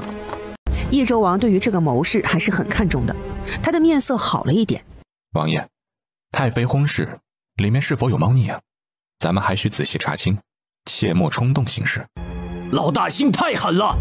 我几次三番想要接母妃来益州，可是老大从不松口。如今我母妃竟然突然薨逝，这里面一定有蹊跷。怪不得我之前上折子请求陪母亲在长安过年，老大左推右拒，现在竟然还直接处死我母妃。既然楚敬德不做人，我就给他好看。王爷，切莫冲动，这或许就是皇上的陷阱。为了大位，咱们一定要小心行事啊！王妃不能白死，这里面有文章可做，咱们切莫冲动，到时候道理反倒是让皇帝那边占据。咱们要从长计议，想出个万全之策来。益州王的理智恢复了一些，虽然也是心痛母妃离世，但想到自己的大业，这点伤痛又算不了什么。先生请说。于是益州王和谋士苏先生就商量起来。王府后院，益州王妃陆海兰则是带着2个儿子，听着下人的禀报。王妃，何太妃薨了。啊？什么？你说的可是真的？奴婢不敢撒谎，奴婢亲耳听见的。那王爷是什么态度？王妃，奴婢听到王爷想要派兵攻打长安城。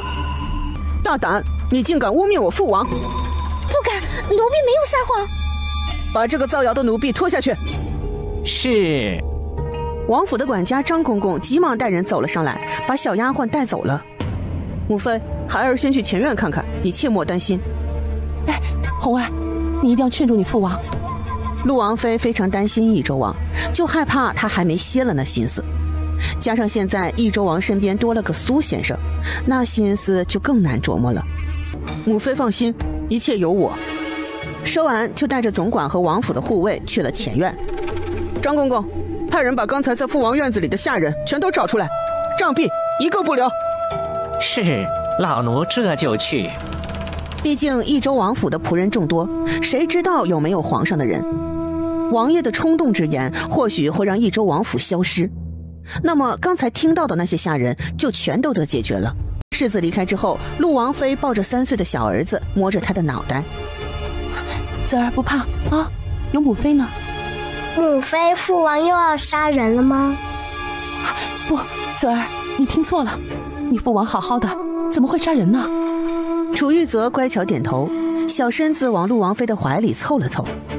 陆王妃抱着儿子的小身子叹了一口气，当初就不该。唉，现在后悔有什么用？一切都晚了。世子楚玉红的动作很快，在益州王和苏先生商定好了计划之后，那些下人已经全部被杖毙了，所以没有人知道益州王说的那些大逆不道的蠢话。没错，就是蠢话。益州王在世子楚玉红眼里，他这个父王就是个没长脑子的。可是他能怎么办呢？为了母妃和弟弟，他必须要时刻的准备善后。父王，王爷，世子果真机敏。苏某还想着要怎么处理那些下人，没想到世子已经当机立断处死了那些人，果真是虎父无犬子啊！红儿做得不错，这份果决像我。楚玉红攥紧小手，深深地看了一眼苏先生。先生谬赞了。红儿，收拾一下，咱们要尽快去长安城。是，父王。楚玉红还不清楚益州王有什么行动，但是亲祖母离世，他们是必须要进京的。在长安城的皇上已经收到了消息，等着益州王进京奔丧。荣王府。沈飞也是没想到老太妃的死还会和他有点牵扯。他因为肚子大了，不想参加皇家的宫宴，这样的事情可以告假。但是太妃死了，这葬礼他就必须要参加了。沈飞想到这里就有些犯难，他现在站一会儿都累，到了那日要怎么坚持啊？嬷嬷，太妃的葬礼要几天呢？王妃不要担心，大概是2天的时间。王妃身体特殊，想必没有人会追究到你是否2日能到。沈飞秒懂，那就是说他或许可以偷懒，只要没人注意他就行。不过到了那日，想必有各个妃子，还有那么多官员的外命妇，他也不会很扎眼。是这样的，没错。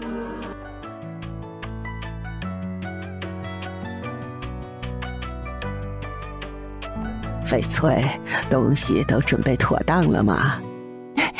太王妃放心，都准备好了，就等着王爷出宫门回家了。那就好。萧氏那边这几天有没有什么动作？太王妃，王妃最近就在调理身子，并没有把精力放在少爷们身上。那就好。哦，对了，方嬷嬷的身体怎么样了？大夫已经瞧过了，只要安心喝药，半个多月差不多就好了。好了，你先下去吧。老王妃想到沈飞当时的样子，心里就非常恼恨。那孩子怎么就这么绝情呢？亏的还是自己的亲孙女。想到自己在荣王府受到的屈辱，老王妃终于是下定了决心。到了傍晚的时候，北静王才有些醉意的回来。今日面见皇上，又参加了宫宴才回来的。皇上亲自设宴请北静王，也算是给了他极大的面子。北静王这次打仗可是有不少战利品的，全都上交给了皇上。皇上龙颜大悦，又挑了一些宝贝赏赐给了这些武将。萧王妃见到这么多东西都搬进了库房，也是眉开眼笑。皇爷，这些都是皇上赏赐的？哈哈哈，都是。这2箱上好的皮草全都留出来，给荣王府送去。还有这些首饰，全都给郡主。是，王爷。萧王妃的目光一转，王爷，今日天色也晚了，不如明日我陪你亲自上门看看那孩子。他现在又有了孩子，肚子大得不得了。北静王皱眉，想到他之前的王妃就是死于难产，怎么又怀孕了？简直是胡闹！真是旱的旱死，涝的涝死。萧王妃想要个孩子都要想疯了。行，本王要亲自去一趟荣王府。那俩孩子太小，不知道轻重，这孩子怎么能生得这么密？翌日，沈飞照常是睡了懒觉，谁料他的早午饭还没吃完，就被告知北静王来了。北静王回来他是知道的，毕竟唐之陵也参加了宫宴，只不过没有主动上前和北静王打招呼。昨晚沈飞就听唐之陵说了宴会的情景，北静王算是京城的红人了，巴结他的人可真不少。只不过沈飞没料到他回京城第2天就登门。好，我先去看看。我过去，我也看看他。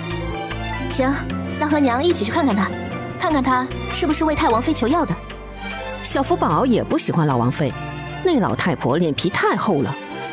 沈飞到了前厅之后，发现不仅北静王来了，就是萧王妃也到了，而且地上还有好些箱子。沈飞狐疑地看着这一切，带这些东西是为了买药，还是有什么要求？你这肚子怎么这么大？沈飞还在想怎么开口打圆场，没料到北静王就来了这么一句：你这孩子，小小年纪为什么这么着急怀孕？你身体怎么受得了？是不是荣亲王的意思，想多要孩子？看来我得好好和那小子谈谈了。沈飞有点尴尬，总不能解释说避孕药不管用吧？不是，这一次是意外。你们2个年纪小，不懂里面的危险，生孩子就是鬼门关。我看王府的孩子已经不少了，以后不准再生了。沈飞他不想吗？他也想啊。看来以后为了自己的健康，他得亲自研究一下这方面的药了。好。北静王见到沈飞乖巧的答应了，满意了。快坐下吧，站久了会累。目光一转，就看到了被人抱着的小福宝。小福宝这孩子怎么瘦了这么多？北静王皱着眉头，伸出粗大的手臂，笨拙地把小福宝抱在怀里。感受怀中没什么重量的外孙，北静王心疼了。你这王府修得很华丽，是不是钱都用没了？看把我外孙给饿的都瘦了。小福宝被北静王抱在怀里不是很自在，特别是这老家伙还用那大胡子摩擦自己的小脸儿。乖孙孙，放心，外公有钱，到时候给你养得胖胖的。现在你还有了5个小舅舅，到时候都能给你撑腰。小福宝对着北静王翻了一个大白眼，扭着身子想要离开他的怀抱。北静王正稀罕小外孙呢，虽然看到了他的白眼，也没有多想。小孩子嘛，都不懂这是什么意思，于是也把小福宝抱得牢牢的。来来来，看看外公给你和你娘都带了什么好东西。蒋干，把箱子都打开。是，王爷。沈飞看到箱子里的金银还有首饰，更有一些皮草和布匹，也是惊讶地张大嘴巴。金银他有很多，不太稀罕，但这上好的皮草他心动了。哎，把那个白色的皮子拿过来。彩霞弯腰把白色狐狸皮给沈飞拿了过来。呀，王妃，这皮子好柔软呀。真不错。哈哈哈，菲儿喜欢就好，北地这东西多的是，那里边还有个火红的，那个更难得。是吗？快找出来我看看。小福宝看到沈飞这样，不满意的哼了哼。哼，这次被这老家伙给装到了。看来他娘亲不仅是喜欢银子，还喜欢好看的衣裳。哎呀，从前是失策了。我听说还有2个小妞妞呢，抱过来我看看。去把花花和小叶子带过来。很快，花花和小叶子就被奶娘抱过来了。北静王第一次见到2个外孙女，当时听护卫长提过，但那时候2个孩子都太小了，江干也只是说2个孩子好看。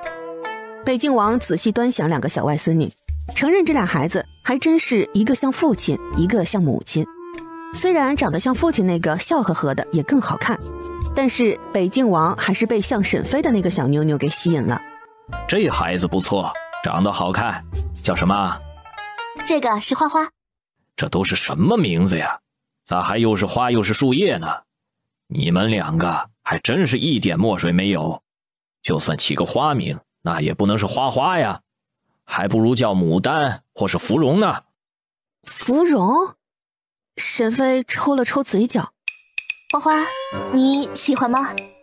花花一言难尽地看了北静王一眼。不要，不喜欢。北静王心里纳闷呢，这么排斥，芙蓉挺好听的呀。北静王在荣王府用过了午膳之后，才带着萧王妃回去的。沈飞还以为北静王会开口向他寻药呢，谁料北静王提都没提，好似他这次来就是单纯的来看看他这个女儿的。回去的路上，北静王和萧王妃同坐在马车里。萧王妃忍了又忍。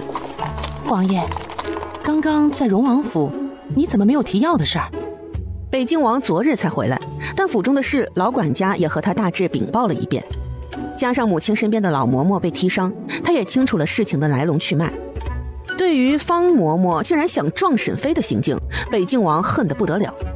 那老货竟然敢伤害自己的亲女儿，简直是大胆。看来他也不适合留在母亲身边了，否则只会倚老卖老。北静王想起江二等人的禀报，也是吓出了一身冷汗。要不是菲儿身边有个武功高强的女婢，那女儿可真就有危险了。都知道那药是神药，那么必定稀少，菲儿没有拿出来，那就是没了，还问什么？王爷，那日我亲口听到荣王妃说有的，那必定是真的有。母亲病重，要是喝了那神药，身体一定能好起来。北静王听到萧王妃口中喊荣王妃，这么冷淡的称呼，还有他在外打仗，萧王妃这个亲姨母知道了那孩子的身份，竟然一次都没有看望他。这可是他亲姐姐的孩子，他不单单是名义上的嫡母，他们都有萧家的血脉。可是这1年来，萧王妃没有上门，就是岳家萧家也没有任何表示。北静王想到这里，心就沉了下来。母亲那人观念陈旧，他没办法扭转他的想法，但不偏不倚，北静王还是自认能做到的。既然从前都看不上的孩子，现在又眼巴巴地求了上去，那人家当然有拒绝的权利。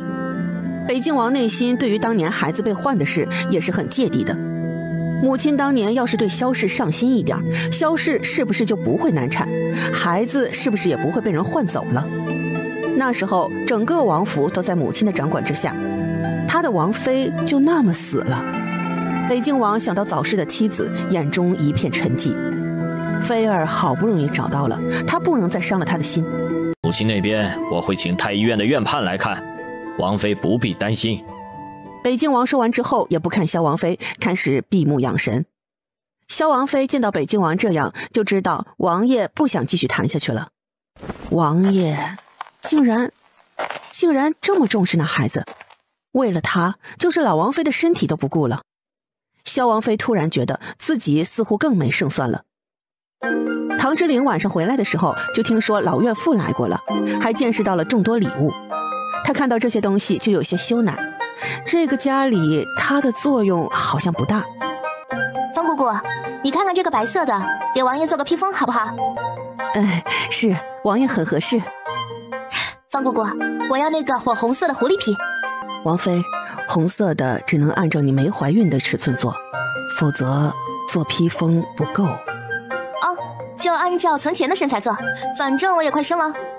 唉，做好之后可能要到明年才穿了，就是不知道明年长安城的天气会不会像今年这样下这么多的雪。沈妃不过是寻常感慨一下，但坐在一边玩耍的小福宝却是皱起眉头。今年的天气太反常了呀，冬季下了这么多雪，明年就不好说了，就不知道钦天监能不能看出来。小福宝和自家老爹都是心事重重，真正高兴的只有沈妃娘三个。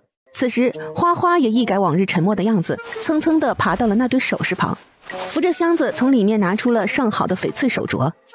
这料子手感真好。花花无声地笑了出来，露出了仅有的8颗牙。这辈子不亏。花花的内心是震撼的，她这辈子真不赖，跟着师妹有肉吃。生在荣王府真的比上辈子当社畜强多了。上辈子他父母早就离婚了，他要不是自己聪明，靠着奖学金一路读到了博士，他也进不了研究所。在研究所的工资虽然很高，但他也不敢花钱大手大脚，毕竟想要靠他一人在帝都买房，压力还是很大的。整个实验室也就只有小师妹的命好，小日子过得轻松，父母宠爱，老师宠着。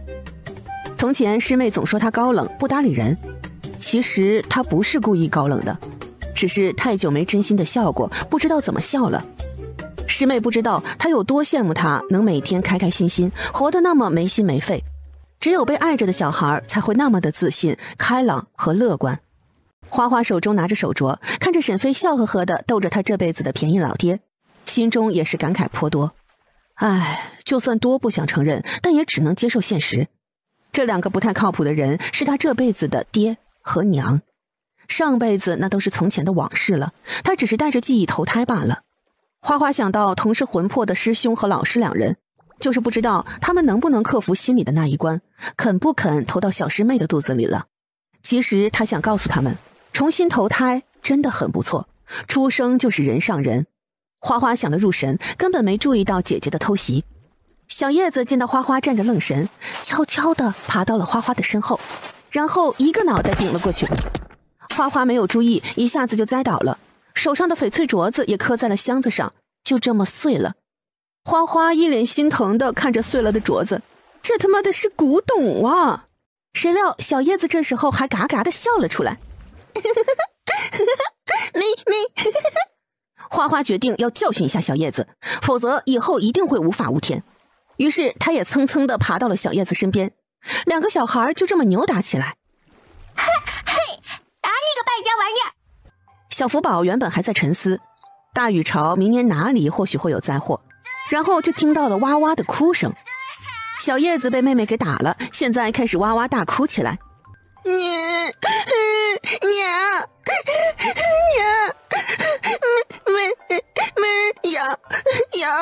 我。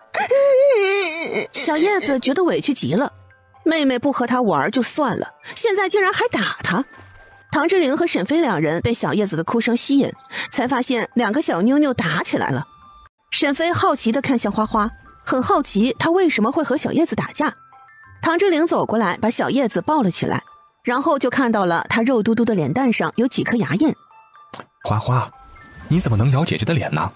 花花有些尴尬，刚才打着打着就打出了火气，于是没控制住就上嘴了。主要是胳膊和腿打人也不疼啊。唐之灵看到花花委屈巴巴地看着自己，心里又心疼了。花花，父王也不是骂你，就是你不能咬姐姐。姐姐不乖，是她先抓我的。花花也试着告状，想看看唐之灵会不会像潜意识的爸爸一样，只会无原则地偏向弟弟。唐之灵不知道，这是花花第一次向他敞开心扉。他一个处理不好，那这个女儿以后或许都不会真心承认他了。唐之灵把小叶子又放在花花身边，冷着脸问：你刚刚是不是撞妹妹了？我撞了。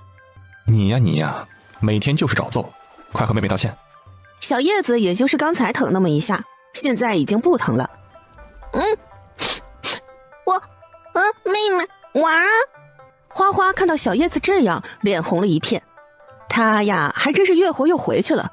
婴儿当久了，还真把自己当小孩看了。他有些羞赧地看着唐之灵，不知道怎么办好。唐之灵不再搭理小叶子，反而是把花花抱了起来。好了，你以后啊，躲着点小叶子。唐之灵直接抱着花花离得远了一些，然后耐心地哄着花花。花花对唐之灵不偏不倚的态度很满意，他歪着小脑袋靠在唐之灵的肩膀上，觉得这个爸爸还不错。荣王府因为几个孩子的关系，也是热热闹闹。入夜，一队人马快速在官道上疾驰，护卫长赵成紧紧地跟在益州王的身侧。终于在天色蒙蒙亮的时候，众人到了长安城的郊外。王爷，现在城门应该还没开，您休息一会儿吧。益州王点头，然后从马上跳了下来。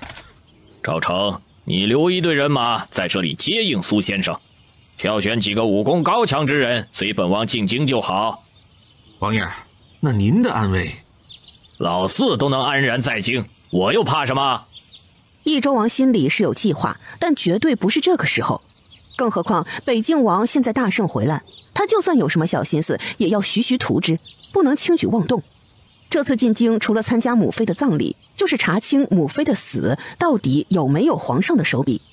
但是益州王又不是全然放心的，吩咐道：留在外面的人全都听从苏先生的号令。赵成心中一凛，王爷竟然这么相信那位苏先生，他的内心有些不安。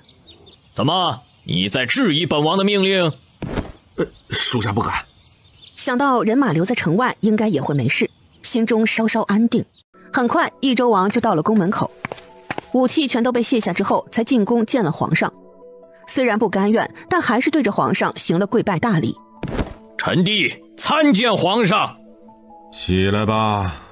谢皇上。皇上，不知臣弟能否见一下母妃身边伺候她的宫人和太医？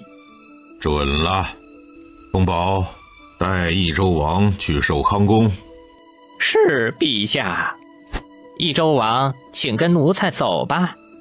益州王又向皇上行了一礼之后，才跟着退出了勤政殿。皇上一直当益州王是自己的对手，两人从前也闹得不愉快，所以见了面之后就只有干巴巴的几句话。来人啊，盯着点益州王的行动，还有城外的那些人，要是有什么异动，不要急着出手，朕这次要抓老三个现行。是，陛下。老三呀老三，这次你要是敢行动，朕就把你的爪子剁下来，你可不要让朕失望啊。益州王来到了寿康宫。嬷嬷，你说说我母妃离世前的情况，还有母妃病重，为什么没有传出消息来？王爷，不是老奴不想，是皇上把咱们宫里的眼线都清理出去了，老奴也没法子向外传递消息啊。全都清理出去，这怎么可能？就算他是皇上，也清洗不净。益州王从小在皇宫长大，后宫是最乱的，谁是谁的人真的隐藏得很深，怎么会轻易暴露？而且他的眼线中还有一批暗线，还从来没启用过呢。王爷，千真万确，那荣王妃有妖法，全都审出来了。荣王妃？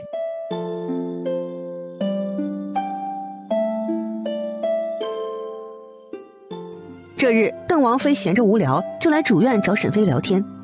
六弟妹，明日咱们就要去宫中吊唁了，你这肚子要是不舒服，一定要提前说呀。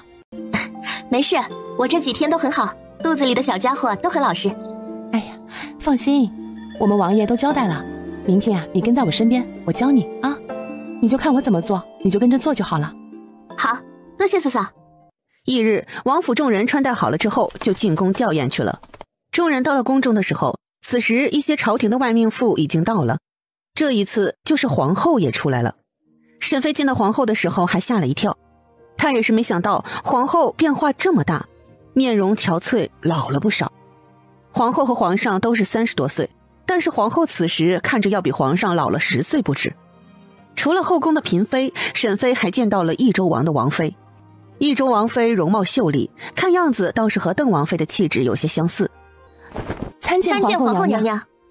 荣王妃、单州王妃，都起来吧。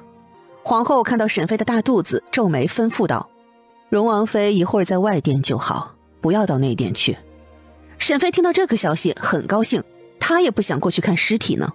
啊，是皇后娘娘。邓王妃听到沈妃有了皇后的恩典，也放心一些，在外殿要自由一些，没人注意的时候还可以偷会懒儿，不用一直站着。皇后这次会对沈妃友好，也是知道沈妃帮了她的忙，因为沈妃的功劳抓出了她身边的奸细。葬礼开始之后，沈妃跟着众人依葫芦画瓢照做，也是相安无事。等皇后等人进了内殿之后，沈妃就和众人分开了，她和一些低品级的外命妇在外殿。由于穿的都是素色的衣服，也不扎眼，外殿的空间会更宽敞，气味都淡一些。主要是这人多了，香味就杂乱了。沈妃现在鼻子灵敏得很，闻到那些味道真是受不了。再加上还有道人诵经超度，内殿里也是嗡嗡乱响。现在邓王妃因为要在内殿，所以还真没有办法守着沈妃，这就给了她可乘之机。她寻找到了一个角落，没有丫鬟嬷嬷在身边，其他官眷又不认识她，于是在她身体受不住的时候，就闪身到空间里去。在空间里坐在椅子上休息，也能看到外面的情景。众人都穿着白衣，一个个的都低着头，还真注意不到她。终于到了用膳的时候，沈妃从空间里闪身出来了。邓王妃寻了过来，见到沈妃状态还不错，也是很满意。六弟妹，你肚子没事吧？一点事没有。那就好。对了，膳食送过来了，咱们吃饭吧。好。邓王妃觉得最近她吃的有些多，总是会饿，于是两人就一起用餐了。这时候沈妃闻到一股香气，怎么这么香？转过头就看到了一起过来的老王妃和萧王妃。老王妃因为北静王的关系，在京城也是非常有脸面。太王妃好。邓王妃。两人互相寒暄了一会儿，沈妃没有动作，看着两人客套的尬聊。她揉着鼻子，感觉香味就是从这老太婆身上散发出来的。可是这老太婆都这么大岁数了，还把自己弄得喷喷香，也是好笑。邓王妃，老身想和荣王妃单独聊一下。好，那我正巧也有事儿，先离开一会儿。沈妃好奇地看着老王妃，她不觉得他们两人有什么话好聊。这老太婆不会觉得自己亲儿子回来了，就有人给她撑腰了吧？老王妃见到沈妃一直坐着不动，就是手中的筷子都没放下，心中不喜。你的规矩呢？见到亲祖母连声招呼都不打。老王妃的声音不小，就是不远处的人都听到了她这声亲祖母。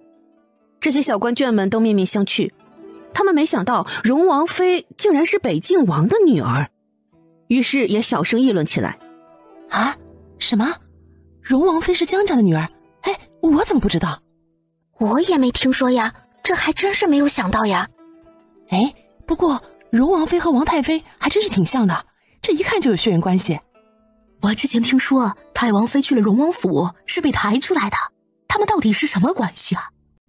你说有没有可能荣王妃是北静王的私生女？还真可能是这样的。不过按照荣王妃的年纪，那就是在北静王成亲前的事儿了。就是不知道什么样的女子能勾引了当初还是世子的江景行。哼，我看呐，一定是个狐妹子，要不然北静王怎么会把持不住啊？众位官眷三三两两的聚在一起，悄悄的议论着。这些声音模模糊糊的传到了沈飞的耳朵里，他不明白这老太婆这时候出面说这些似是而非的话是想干什么。说吧，您老找我有什么事？老王妃今日就是想在沈飞的身边久一点，看到他有些坐立不安的样子，也满意了。你父亲还是很挂念你的，他回来一趟也不容易，有时间的话，你还是多回王府走走。老王妃觉得他亲口邀请，还不计前嫌主动攀谈，沈飞定会给他这个面子的。况且这次这丫头可没少得到好处，大儿子这次得到的赏赐1/3进了这丫头的腰包。太王妃，我现在身子笨重，着实不适合去王府叨扰。好啊，既然你这么有气性，那以后就别进北静王府。说完直接转头气呼呼地走了。老王妃觉得他看在儿子的面上，已经屈尊降贵，亲自和沈飞和解，他还不同意，那就是太不识抬举了。沈飞却觉得这老太婆莫名其妙的。邓王妃在老王妃离开之后又走了回来，和沈飞继续用餐。谁料饭菜吃了大半之后，邓王妃却是捂着肚子叫了起来：我的肚子疼，哎呀，好疼！来人，快来人！很快皇后和一帮嫔妃就过来了。荣王妃，这是怎么回事？我们吃饭吃了一半，四嫂就这样了。快请太医过来，桌上的饭菜全都不要动。是，娘娘。邓王妃捂着肚子，然后感觉后面的裤子湿了。血，是血！快把邓王妃抬走，去启祥宫。沈妃生过孩子，她猜测邓王妃估计是流产了。她看着桌上的食物，感觉邓王妃应该是受到了无妄之灾。毕竟就连邓王妃自己都不知道自己怀孕了。沈妃偷偷把餐盘里的饭菜偷渡了一份，放到了空间里。邓王妃被抬走之后，皇后才看向一点事儿都没有的沈妃。荣王妃，你的肚子还好吗？我没事。荣王妃，你和邓王妃用了一样的饭菜，肚子真的没事？真的？沈妃见到皇后对自己眨眼，现在懂了，她也急忙捂着肚子。我肚子也疼了，哎呦，一抽一抽的疼。来人，荣王妃也身体不舒服，就不用守在这儿了，也送去启祥宫休息吧。于是沈妃也成了病号，就这么去了启祥宫。沈妃到了启祥宫的时候，邓王妃那边已经有太医照看了。沈妃在一间小偏殿内休息，李嬷嬷也跟着过来伺候了。王妃啊，要不要太医过来给你把把脉？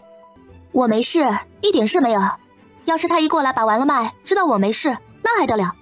那好，老奴去打听看看，是不是饭菜被人动了手脚。行，你去吧，我躺着睡一会儿。是。到了晚上的时候，沈妃才悠悠转醒，她能听到另一边的吵闹声。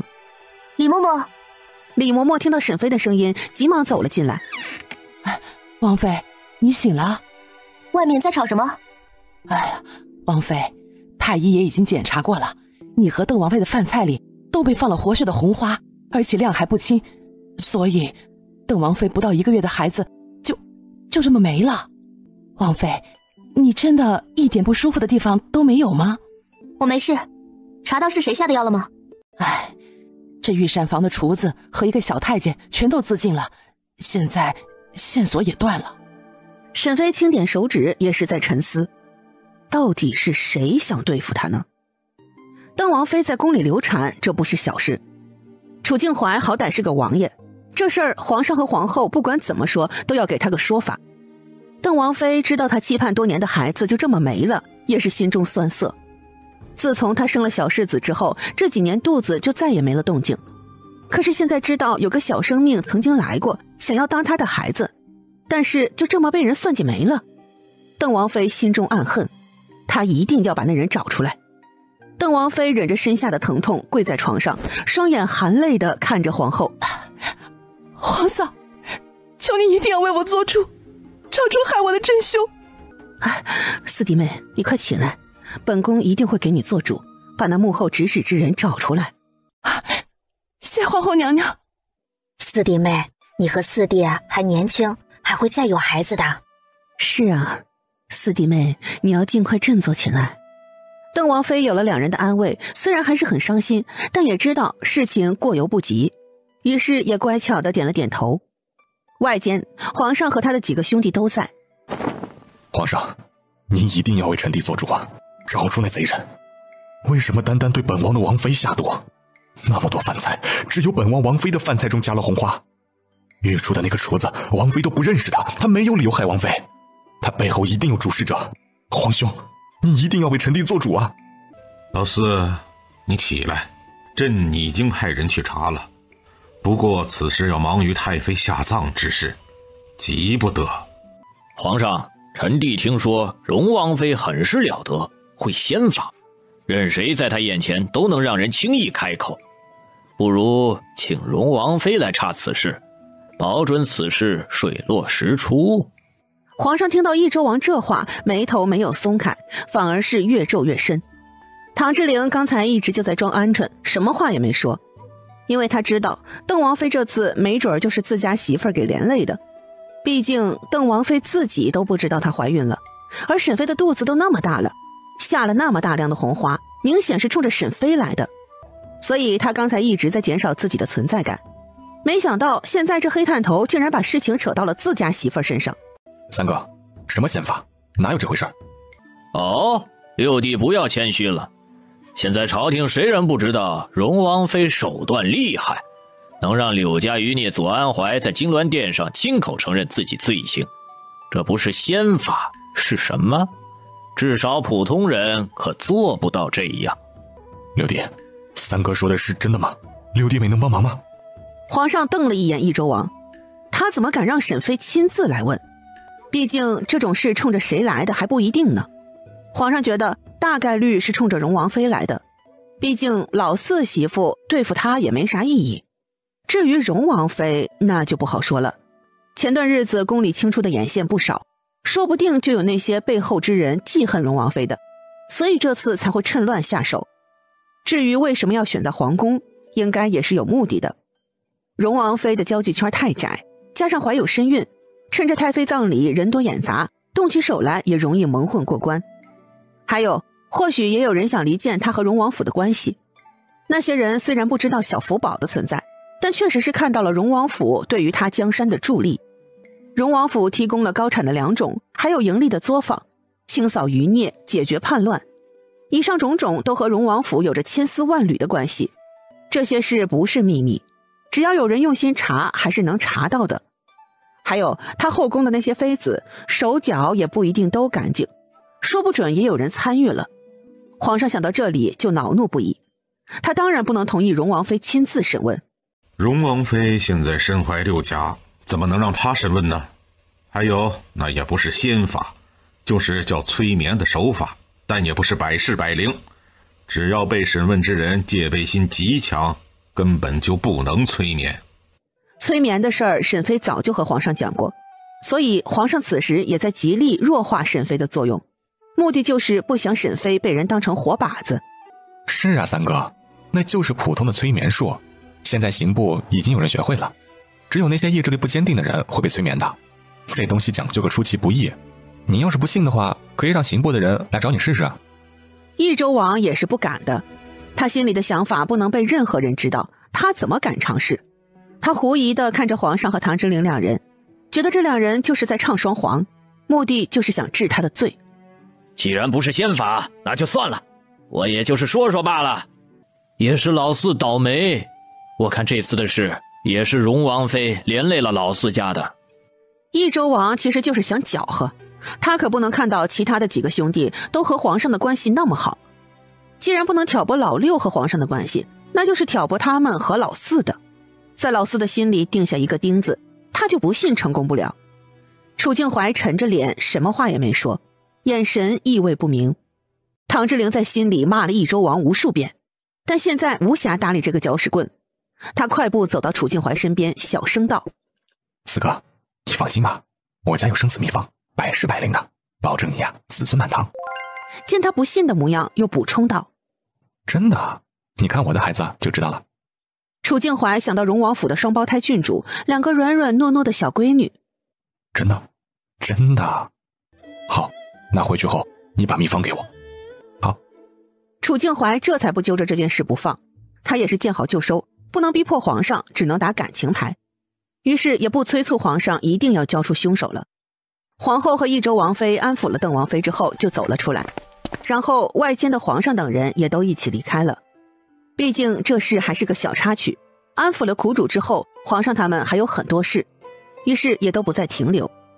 楚静怀得到了皇上的恩准，可以留在启祥宫陪着邓王妃。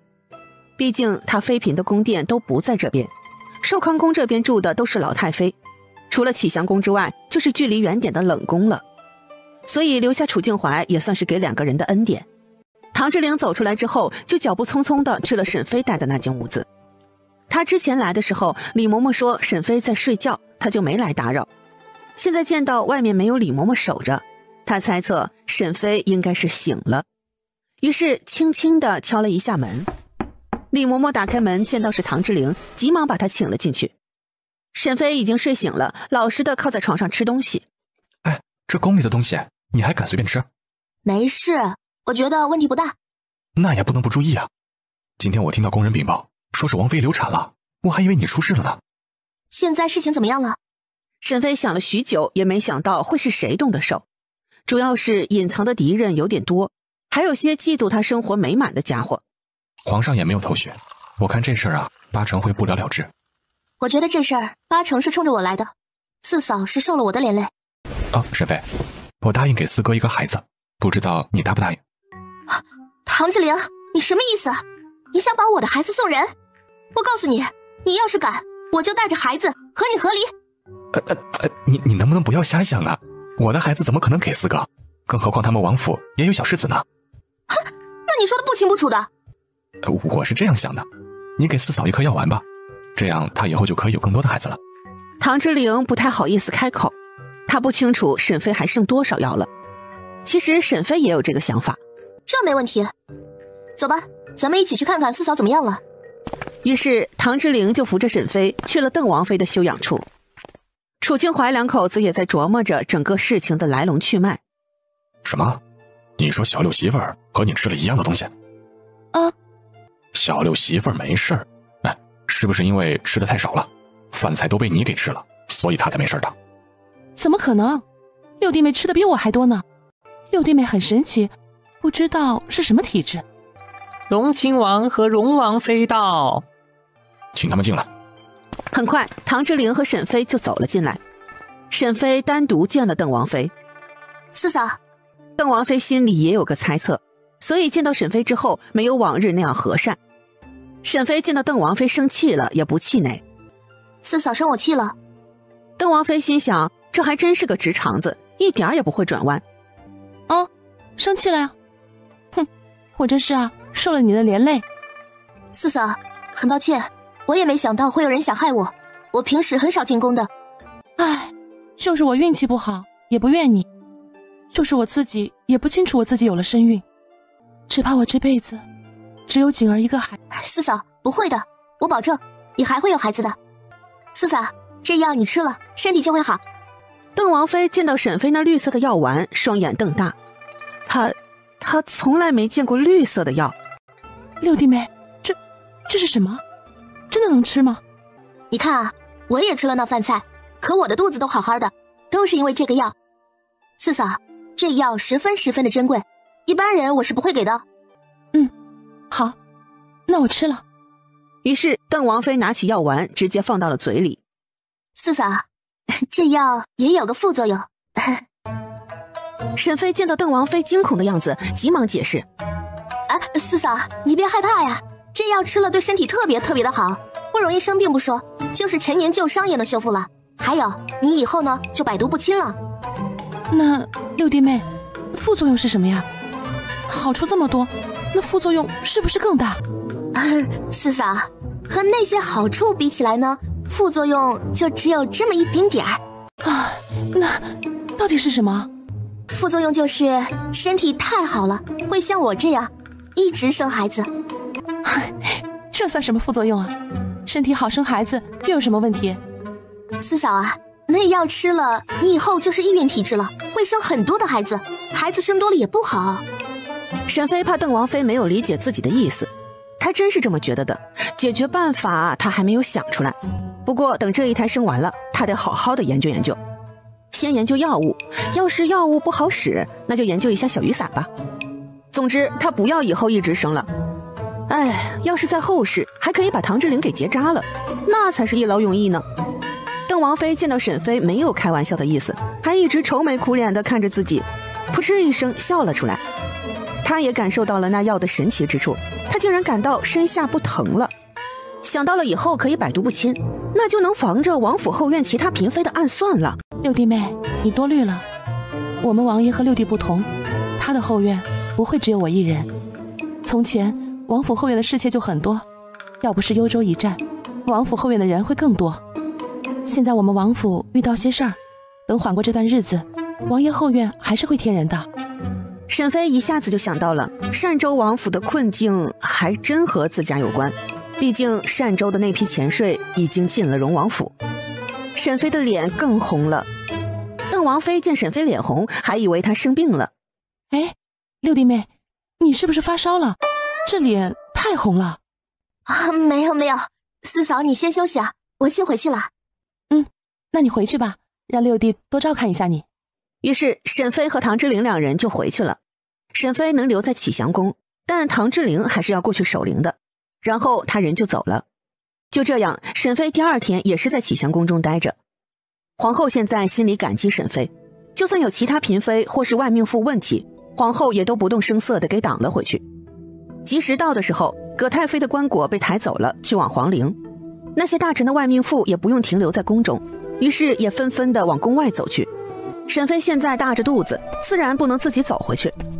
李嬷嬷扶着沈飞走出来后，一个小太监过来禀报：王妃，皇后娘娘安排了轿辇送您出宫。好。于是李嬷嬷就扶着沈飞坐了进去，她则是站在轿子旁边。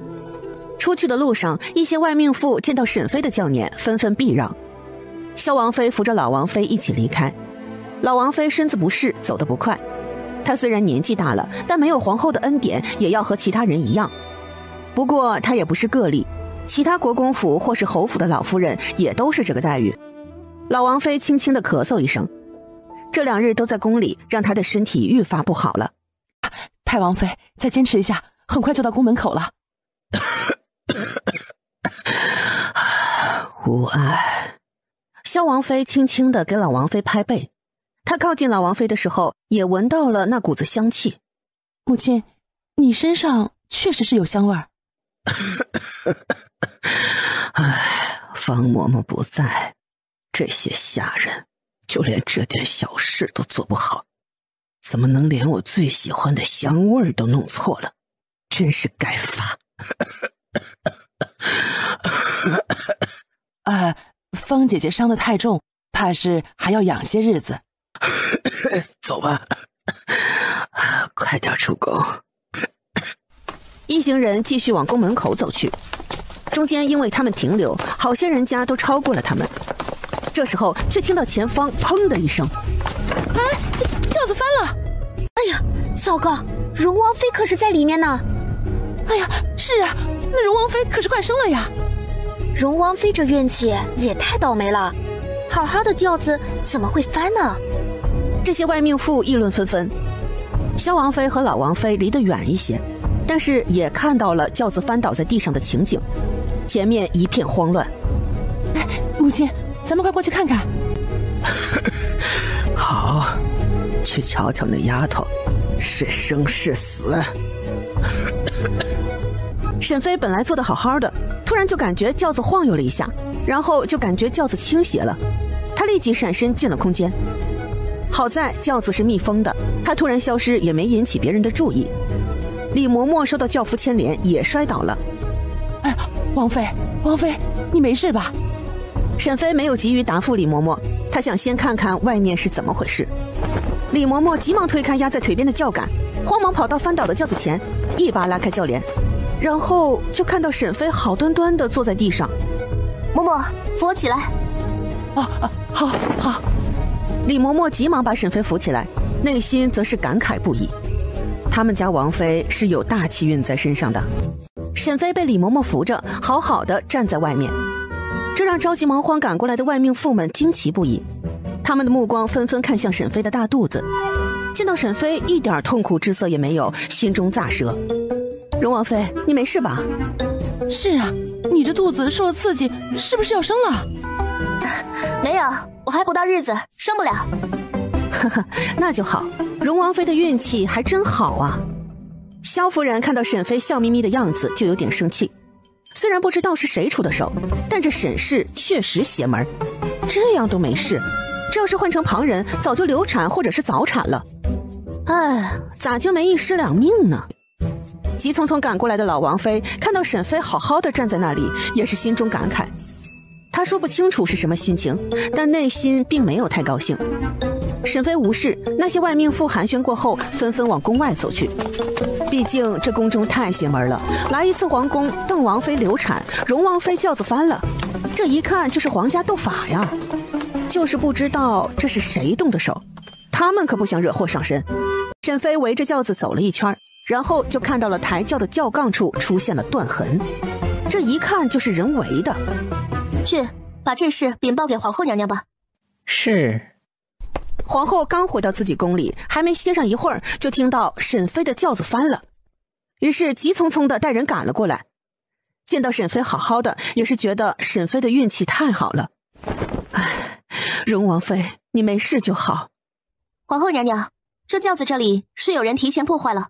皇后的眼睛一眯，如此下作的手段。荣王妃放心，此事我会禀报给皇上，一定给荣王府一个交代。皇后觉得后宫这段时间还真不太平，她养病这段时间还真是什么牛鬼神蛇都出来了，看来上次皇上清理的还不干净。沈飞也不再纠缠，好在已经快到宫门口了，他也不再坐轿，缓步离开了皇宫。沈飞平安无事地回到了荣王府，让很多人都非常失望。皇宫内一处宫殿里，娘娘，有消息传回来了。啊，真的？沈飞是不是流产了？娘娘，流产的是善纣王妃，荣王妃人好好的。什么？该死的，那女人的运气怎么这么好？不行，我要再找机会，我一定要除掉沈飞。娘娘，刘御厨和小园子都已经自尽了，咱们没人了。娘娘，收手吧。大胆，你竟然向着那人说话，你说你是不是被人收买了啊？你说。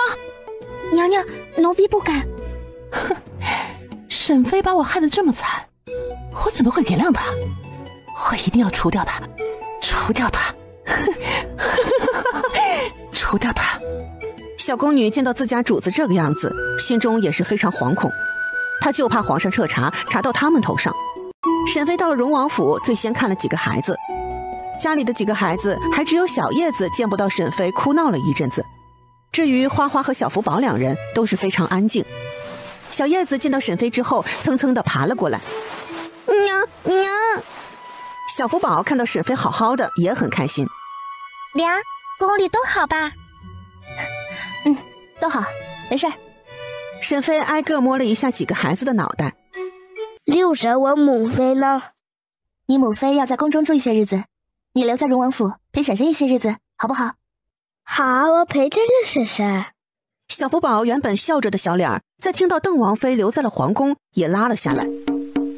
人留在皇宫，一定是发生了意外，否则人不会不回来。知道问沈飞问不出结果，他打算悄悄地派人去查。勤政殿，皇上听到皇后的禀报，也是十分震怒。看来这些人都是冲着荣王府来的，特别是荣王妃。皇后现在脑袋不犯浑了，在鬼门关转悠一圈回来，也不把沈飞当成假想敌了。皇上，能买通后宫的人动手，只怕这背后之人，要不就是后宫的主子，要不就是和后宫的嫔妃牵连甚深呢。确实，应该是荣王妃动了一些人的利益，才让那些人针对她。凤宝，去，派人好好查一查，还有那些做了手脚的轿子是怎么回事，所有经手的人都严加拷问。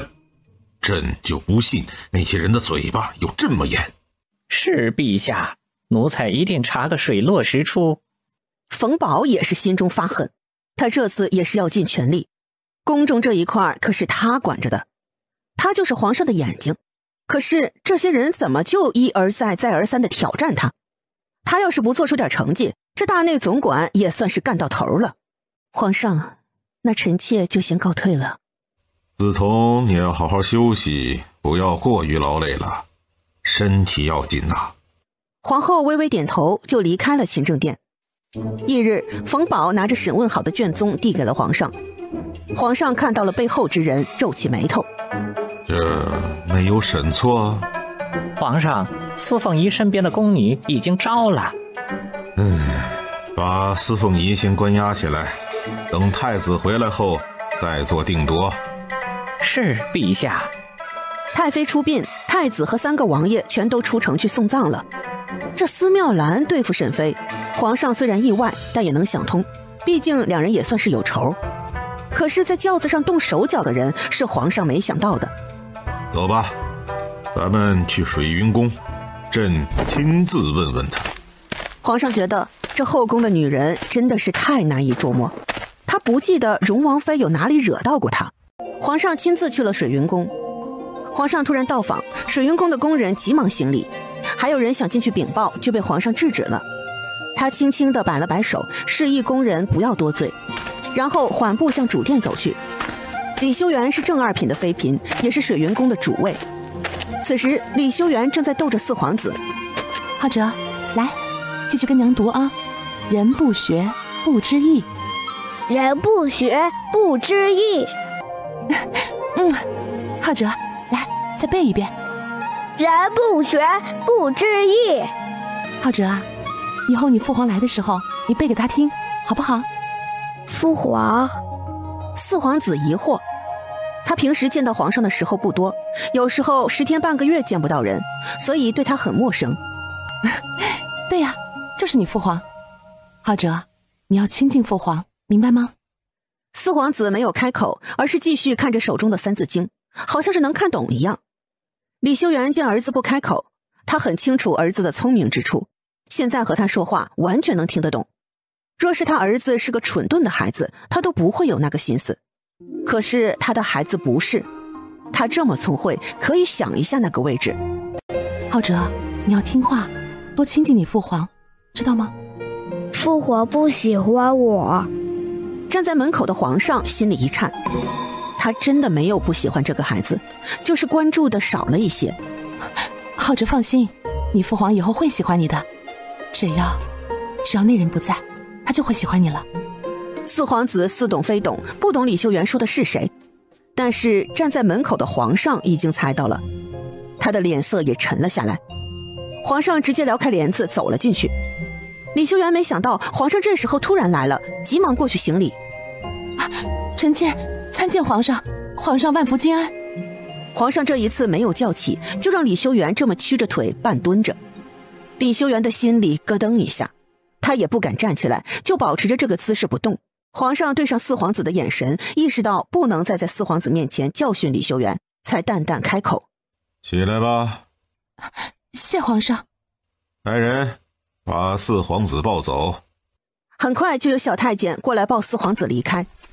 4皇子惊恐地看着皇上：娘。浩哲，你先下去找奶娘，母妃和你父皇说说话啊。娘，带走。是皇上。于是就有宫人急忙把4皇子带走了。李修缘缓步来到皇上身边，笑盈盈地递了一杯茶。皇上，尝一尝臣妾这里的碧螺春，看看臣妾的手艺是否有增长。皇上没有如往日那般接过李修缘的茶杯，而是目光锐利地看向李修缘。你刚才口中所说那人指的是谁呀？皇上，臣妾不知道你说的那人是谁。李修缘，你好大的胆子！皇上。哼，你仔细看看吧。李修缘看到上面的内容，眼神闪烁一下，急忙开口：皇上，这是有人陷害臣妾，臣妾是冤枉的。冤枉？是啊，皇上，臣妾和荣王妃无冤无仇，为什么要害她呢？是啊，朕也好奇呢。你们二人无冤无仇，你为什么要在他的轿子上动手脚，想害他一尸两命？皇上，不，臣妾没有。要不是朕查到了内侍省新上来的李忠良是你的人，朕还可能真的被你骗过去。李修缘，朕倒是小瞧了你。你们替皇后管理后宫，还真没少安排自己的人进去呢。不是的，皇上，臣妾没有，李良忠和臣妾毫无关系。李修缘，你倒是会算计。荣王妃做的是皇后赐的轿辇，真是一石二鸟的好计策。除了害死荣王妃，怎么，你还想把皇后拉下来不成？李修缘这时候也不狡辩了，他抬起头，大胆地看向皇上，轻笑出声：皇上，臣妾想当皇后有什么不对吗？这后宫的女人有哪个妃子不想当皇后？可是你为什么针对荣王妃？李修缘见皇上轻易的就绕过皇后，反而是问起沈妃来了，笑得更大声了。皇上啊，臣妾现在不得不怀疑你看上荣王妃了。这荣王妃在你的心里真的比皇后还重要，可笑，真是太可笑了。李修缘，朕看你是疯了，否则怎么会如此胡言乱语？皇上脸色铁青，这一个个的脑子都不正常。是不是呢？皇上心里清楚。李修缘，朕从前还觉得你是个有脑子的，现在看来也是个上不了台面的人。李修缘脸上的表情都皲裂了，他知道自己没啥好下场，于是也破罐子破摔，不再惧怕皇上。哟，皇上，你怕不是恼羞成怒了吧？要不是因为爱慕荣王妃，怎么会对她生的孩子都那么好？无论是对小福宝还是那2个小郡主，皇上都格外的上心呢。哎呀，可惜呀，可惜，那是你弟弟的女人。皇上真是跳进黄河也洗不清了。要不是沈妃说过需要他那什么脐带血才能救好小福宝，他才不会关注荣王妃流不流产呢。李修缘，你这样蠢笨的女人还真不适合当四皇子的生母。从今往后，四皇子不再是你的儿子。皇上，你不能分开我们母子。来人，李修缘陷害荣王妃，如今又得了癔症，把人送到冷宫。四皇子从今往后交由万贤妃抚养。荣王府，李修缘真的被打入冷宫了？是，四皇子已经被万贤妃抚养，李修缘的娘家也因此受到了责罚。打听到李修缘为什么要害我了吗？乔杉看了沈妃一眼，不知道怎么开口。干嘛吞吞吐吐的啊？快点说。李修缘怀疑您和皇上有染，所以才出手的。王妃，您没事吧？该死的，这都什么事儿啊？这李修缘被打入冷宫，不冤，一点都不冤。他到底长没长脑子啊？沈妃感受到肚子上的胎动，安抚道：宝宝乖。果然肚子里的小家伙不乱踢了。不行，这长安城是不能待了，这里就是个是非窝，我得找个由头离开长安城才行。惹不起我总躲得起吧？沈妃可不想继续被人误会，她总不能逢人就解释皇上看都不看她一眼，她来荣王府都是来看小福宝的吧？乔杉可不觉得自家王妃能走得了，要想走也得把小福宝留下，或许还能有点机会。可是凭借他对王妃的了解，王妃是不会同意的。无论是王府的世子还是小郡主们，王妃可是不错眼儿的看着。对了，加了那红花的饭菜有结果了吗？王妃，有问题的饭菜是司凤仪做的。司凤仪？王妃，就是司妙兰。哼，是他呀，怪不得。知道背后的人是他之后，沈妃就明白了，他和司妙兰有仇，他想报复自己，这也正常。不过这里面感觉有些奇怪。凤仪是东宫最末等的嫔妃了吧？司妙兰一个小小的凤仪，怎么会有那么大的能量，能把膳食这么精准的送到我的手上？这不容易吧？后宫最是捧高踩低的地方，他不觉得落魄的司妙兰还有那么多人供他差使，毕竟司太傅已经告老还乡了。乔杉，你说司妙兰是不是被人当枪使了？乔杉心中也有疑问，皇上这次动作确实是很迅速，查到的消息也快。王妃放心，属下会继续盯着司凤仪的事。不过若是皇上有意封锁，属下这边或许也弄不到消息。乔杉，这事不着急，倘若司妙兰背后真的有人，早晚会暴露出来，咱们不急，你小心行事。是，属下明白。很快，乔杉和乔宇两人就退了下去。沈妃现在肚子越发大了，坐得久了也是会累的。平时唐之灵就算去上职，但是晚上也会回来。这2天人不在，沈妃还有些不习惯。不过皇陵距离长安城不远，沈妃觉得唐之灵也就3、4天就能回来。可是沈妃不知道，很多事情都有意外。北静王府，王府管家徐安押着一个小丫鬟走进北静王的书房。王爷，就是这丫头在烧衣服。你是哪个房中的丫鬟？还有，这是谁的衣服？奴婢是方嬷嬷手下的人。北静王现在对这老嬷嬷也有意见，但他陪了老王妃多年，北静王就留了他一条命。你为什么要烧衣服？是谁的衣服？小丫鬟咬着嘴唇不敢开口，因为方嬷嬷吩咐了要偷偷行动。说！王爷，这是太王妃的衣服。北静王双眼微眯，他直接来到了那烧了一半的衣服跟前，仔细看了一下样式，确实是他母亲的衣服。他把衣服凑在鼻子前，还能闻到淡淡的香味儿。这衣服怎么了？为了什么要烧了？王爷，奴婢也不知道，是方嬷嬷交代奴婢烧的，还叮嘱奴婢不能被人发现。北静王现在的想法就是有人要害他娘。徐安，把军医找过来。是王爷，我这就去找陆老大夫过来。还有，先把这个小丫鬟押下去，好好的看管起来。是王爷。徐安招了2人，把小丫鬟捂住嘴带了下去，然后又快速去请人了。很快，陆老大夫就走了进来，身后跟着一个16、17岁的小姑娘，帮他背着药箱子。参见王爷。民女陆琼芳参见王爷。陆老大夫不必客气，我有事找你。是，王爷请吩咐。陆老大夫，你看看这衣服上的香味，可有什么特殊之处？是。陆老大夫接过衣裳，最先就是闻到了一股淡淡的香味儿。王爷，这衣服对太王妃的身子无碍，这是香料的味道。这香味真的对身体无碍？陆琼芳见到北静王这么好奇香味儿，也凑近闻了一下。王爷，这是桂花的香味儿，但里面又有淡淡的麝香，桂花香味儿应该是掩盖麝香的味道。可是有什么不妥？不过只有孕妇闻多了才会影响胎儿或者是流产，但是对太王妃的身体确实无碍。太王妃这个年纪了，也不可能有孩子了，这衣服穿多长时间都没问题。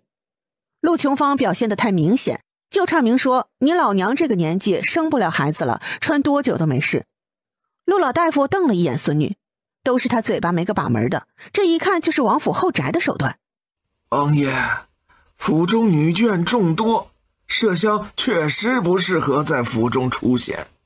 北静王没有计较陆琼芳隐晦的打趣，他心中只想到了他的女儿此时正怀着身孕。北静王紧紧地攥紧拳头。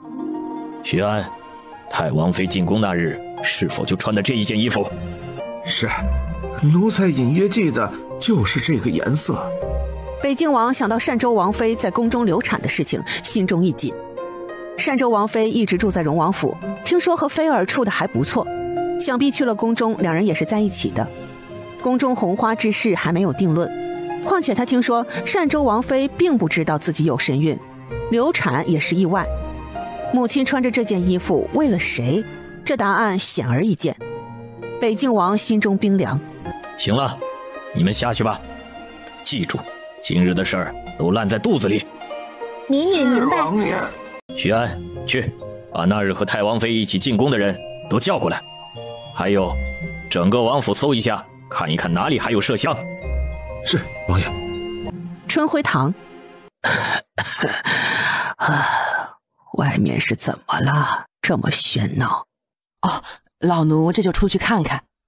去吧，问清楚是怎么回事。是，太王妃。柳嬷嬷脚步匆匆地离开了春晖堂。可是柳嬷嬷这一出去，并没有很快返回来。徐安的动作很快，府中后院的奴仆杂役的房间都搜了一遍。谁料这一搜还真搜出不少东西，顺便还揪出了2个探子，现在也都被看押起来了。柳嬷嬷是当日跟着老王妃一起进宫的，她才出春晖堂的院子就被请到了前院。奴婢参见王爷。北静王淡淡地扫了一眼柳嬷嬷，他记得这个嬷嬷来府中已经30多年了，也算是府中的老人了。柳嬷嬷，那日是你陪着母亲进宫的？哦，是的，王爷，是老奴。哦，那你把那日在宫中发生的事情全都仔仔细细地交代一遍。柳嬷嬷掩藏情绪，于是仔细地交代了一下在宫中发生的事。你说太王妃主动找了荣王妃说了一会儿话？哦，是啊，太王妃也是劝大小姐多回府中，也是一片好意。这王爷留在王府的时间不多，大小姐常回王府也能父女祖孙团聚，不是吗？北静王没有被柳嬷嬷蒙混过去，他只知道母亲穿着带麝香的衣服去了女儿身边，这不符合常理。母亲那么自傲的一个人，之前算是被那孩子羞辱了一顿，如今怎么会主动凑上前？这不是母亲的性格。柳嬷嬷，母亲那日的衣服是谁准备的？王爷，那衣裳都是芳姐姐准备的，不过她在养病，就是个小丫鬟送过来的。好，我知道了，你下去吧。是，王爷。柳嬷嬷松了一口气，于是起身慢慢地退了出去。北静王闭了闭眼，轻轻地揉了一下太阳穴，下意识地扫到了柳嬷嬷的步伐，双眼微眯，刹那间就来到了柳嬷嬷身边，快速出手。北静王见到柳嬷嬷灵巧地躲开了。来人，把人拿下！于是几名暗卫直接现身，几下子就把柳嬷嬷给制服了。王爷，您没事吧？江干，把柳嬷嬷押下去，严加看管，好好的审一审。本王倒是想知道，是谁的手又伸到了我靖王府中？是。徐安，把府中50岁往上的奴仆的名册都送到本王这里。是，王爷。北静王在人都离开之后，才拿着那件衣服去了春晖堂。静行，你来了。北静王淡淡的了一声，然后把那烧毁的衣服送到了老王妃跟前。这是我的衣服，怎么毁了？母亲，衣服上的香味含有麝香，您知道吗？静行，你这是什么意思？母亲，您当真不知道，您穿着这件衣服主动去找妃儿说话，会给她带来……住口！你还真是我的好儿子，现在竟然都开始污蔑我来了。北静王跪在老王妃身前，一脸沉痛地看着老王妃。母亲，咱们江家亏待了那孩子，怎能？剩余的话北静王说不出来了，一个是他的母亲，一个是他的女儿，这让北静王内心沉痛不已。静行，原来我在你的眼中竟然是这么狠辣的人，那衣服中有什么麝香，我根本就不知道。静行，我是你娘啊！母亲，这次的事就这么过去了，但我不希望有下一次。你……母亲，柳嬷嬷身份有问题，我带走了，还有养病的方嬷嬷，也交给儿子吧，儿子会给您找更合适的下人伺候。老王妃看到大步离开的北静王，心中五味杂陈。那衣服最开始的时候他没有注意到有问题，等到了宫里，他闻得久了也察觉了不对。他承认那一刻他有想给那个丫头点颜色看看的。5天后，邓王妃已经被送回了荣王府。邓王妃因为吃了沈妃的药丸，身体恢复得很快，加上她怀孕的时间尚短5天后就已经可以下地转悠了。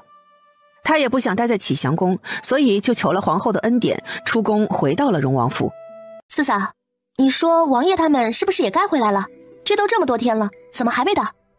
哎呀，是啊，这按道理讲前2天就该到家了。彩霞，去把徐总管叫过来。是，王妃。很快徐慧就跑了进来。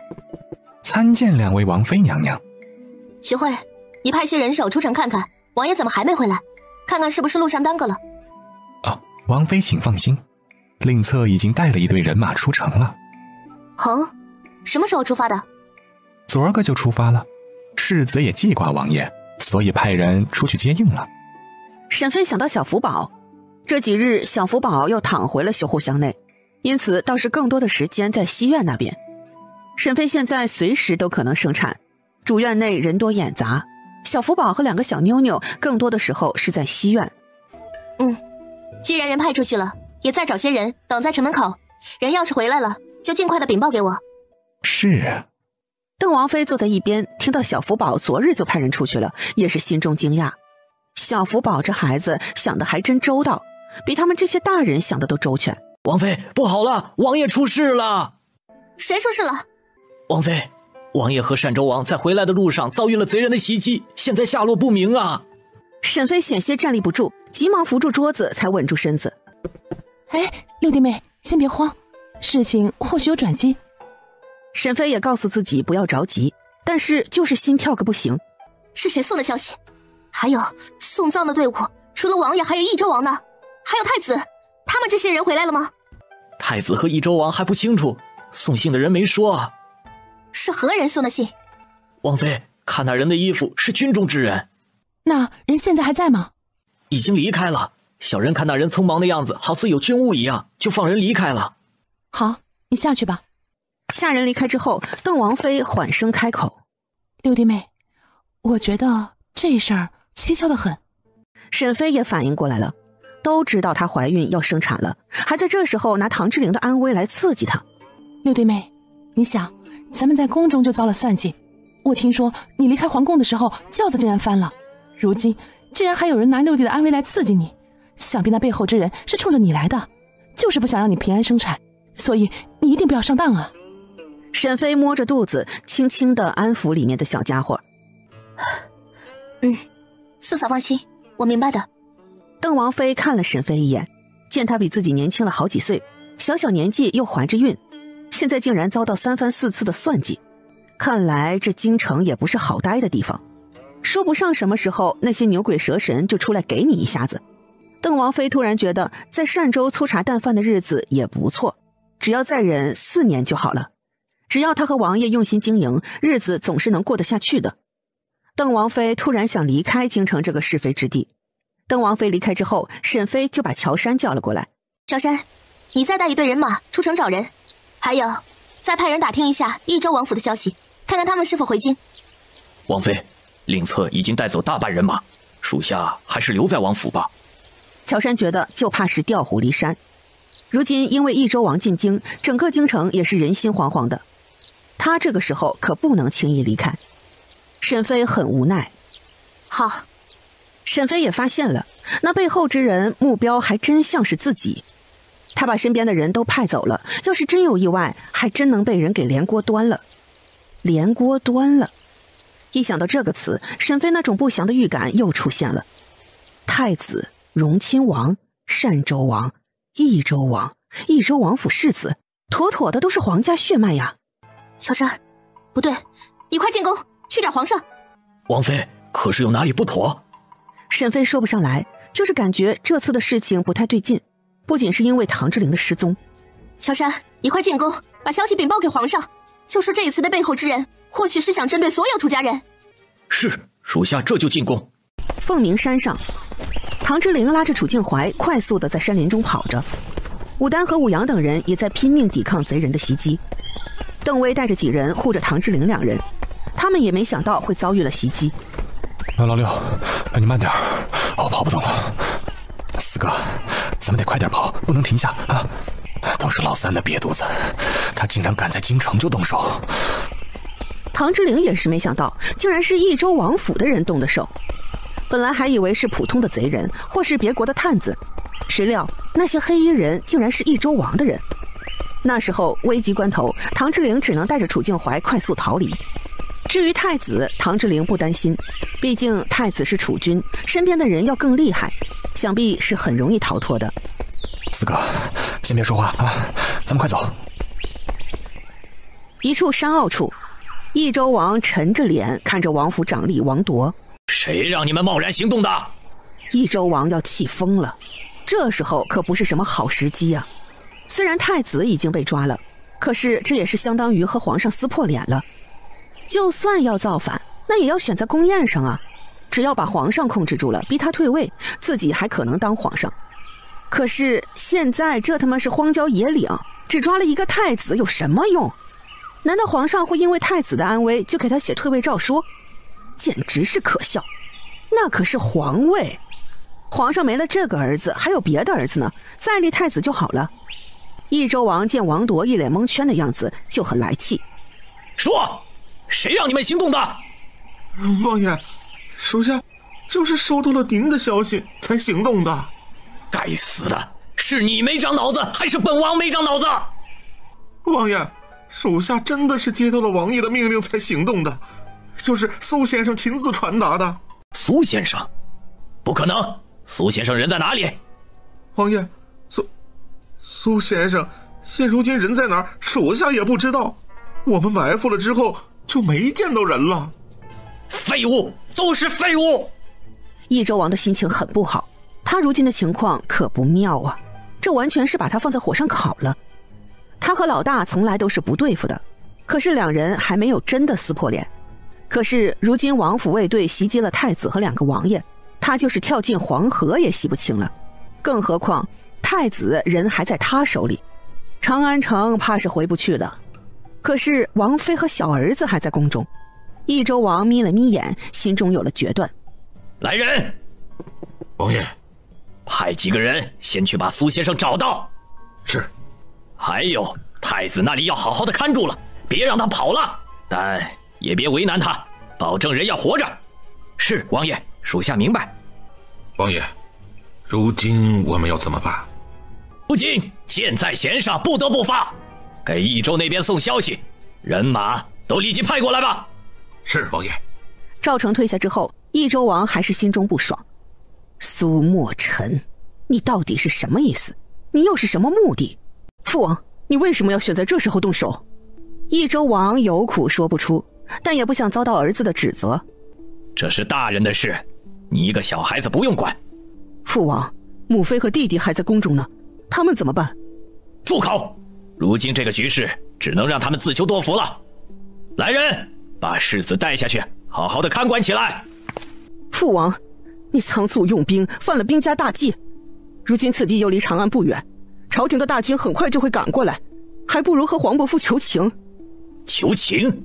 你以为皇上多仁慈？益州王很烦躁，他这是着了道了。父王，这本就是一场误会，命令也不是您下的，只要把苏先生交出去就可以了。红儿，你以为事情会这么简单？皇上怕是早就等着这个机会呢，趁此明目除去我们益州王府。益州王觉得这苏墨尘或许就是皇上的人。是啊，这么厉害的人才，那必定是被人从小精心培养好的，怎么能是小小的落魄书生呢？是他大意了。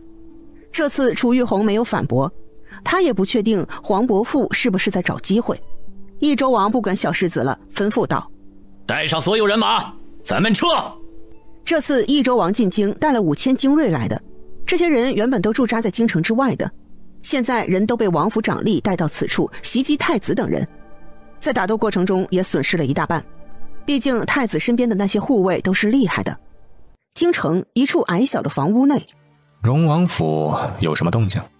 苏先生，王府并没有大动作，还是如往日那样静悄悄的。哦，荣王妃没有生产的迹象？并没有，除了有些人被派了出去之外，没有什么异常。看来还是个狠心的女人呢，竟然连荣亲王的安危都不在乎了。稳婆那边都安排好了吧？苏先生放心，王府预定的那几人都已经被咱们的人替换了。好，盯着点外面的消息。还有，从现在开始，不要和益州王那边有任何联系，咱们的人也慢慢的撤离出来。是，苏先生。荣亲王必须要出去了，派人再增加一些人手，尸体必须带回来。是。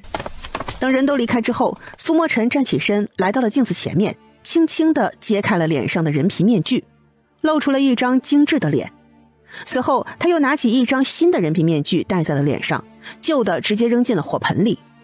哎，这面具还是差了那么一点，荣亲王的鼻子要高一点。益州王的人马到了何处？皇上，益州王带着残余的部队撤到了50里外的地方。太子人还好吧？皇上也没想到益州王会仓促动手，但好在他提前有准备，派人盯着呢。太子目前还是安全的。皇上，益州王好似对这次的行动也是措手不及。好，严密监视着，尽快把益州王谋反的消息传出来。是，陛下。既然老三有了行动，不管原因是什么，那就是谋反。趁此机会除去益州王才是正理。哈哈，真是瞌睡来了都有人给送枕头啊！荣亲王和单州王那里再多派些人手，尽快把人找到接回来。是。皇上，乔杉求见。请他进来。乔杉走进来时，刚刚还跪在地上的人已经消失了。属下乔杉参见皇上。起来吧，这个时候你怎么来了？皇上，今日有人给荣王府送来了消息，荣亲王和单州王都失踪了，生死不知，我们王妃很担心啊。皇上眸子微眯，城外的消息他还是封锁着的，长安城内不可能有人提前知道消息。何人送的信？什么时候送的？今日午后，有一军中打扮之人到荣王府报信，只说荣亲王和单州王失踪，生死不知，下落不明。乔杉的回答让皇上的眉头紧紧地皱在一起，因为午后之时他都还没有接到消息，军中竟然有人提前知道了消息来荣王府报信，这绝对不简单。还有荣王妃现在的情况，禀报小六生死不知，这绝对是想要刺激他呀。你们王妃现在如何呀？我们王妃觉得那送信之人别有用心，并未中计，但心中也是担忧。乔杉明白皇上的意思，皇上听到这样满意了。沈氏那人是个胆子大的，有时候傻大胆也是有好处的，不会在关键的时候出错。好，乔杉，荣王府那边就需要你多盯着。荣王妃身子要紧，等你出宫的时候，把宋太医带回去。谢皇上。乔杉想到沈妃的猜想，又继续开口道：皇上，我们王妃猜测那背后之人真实的目的是想设计所有楚家皇室之人，特意让我来禀报给皇上。哦，单纯是荣王妃的猜想吗？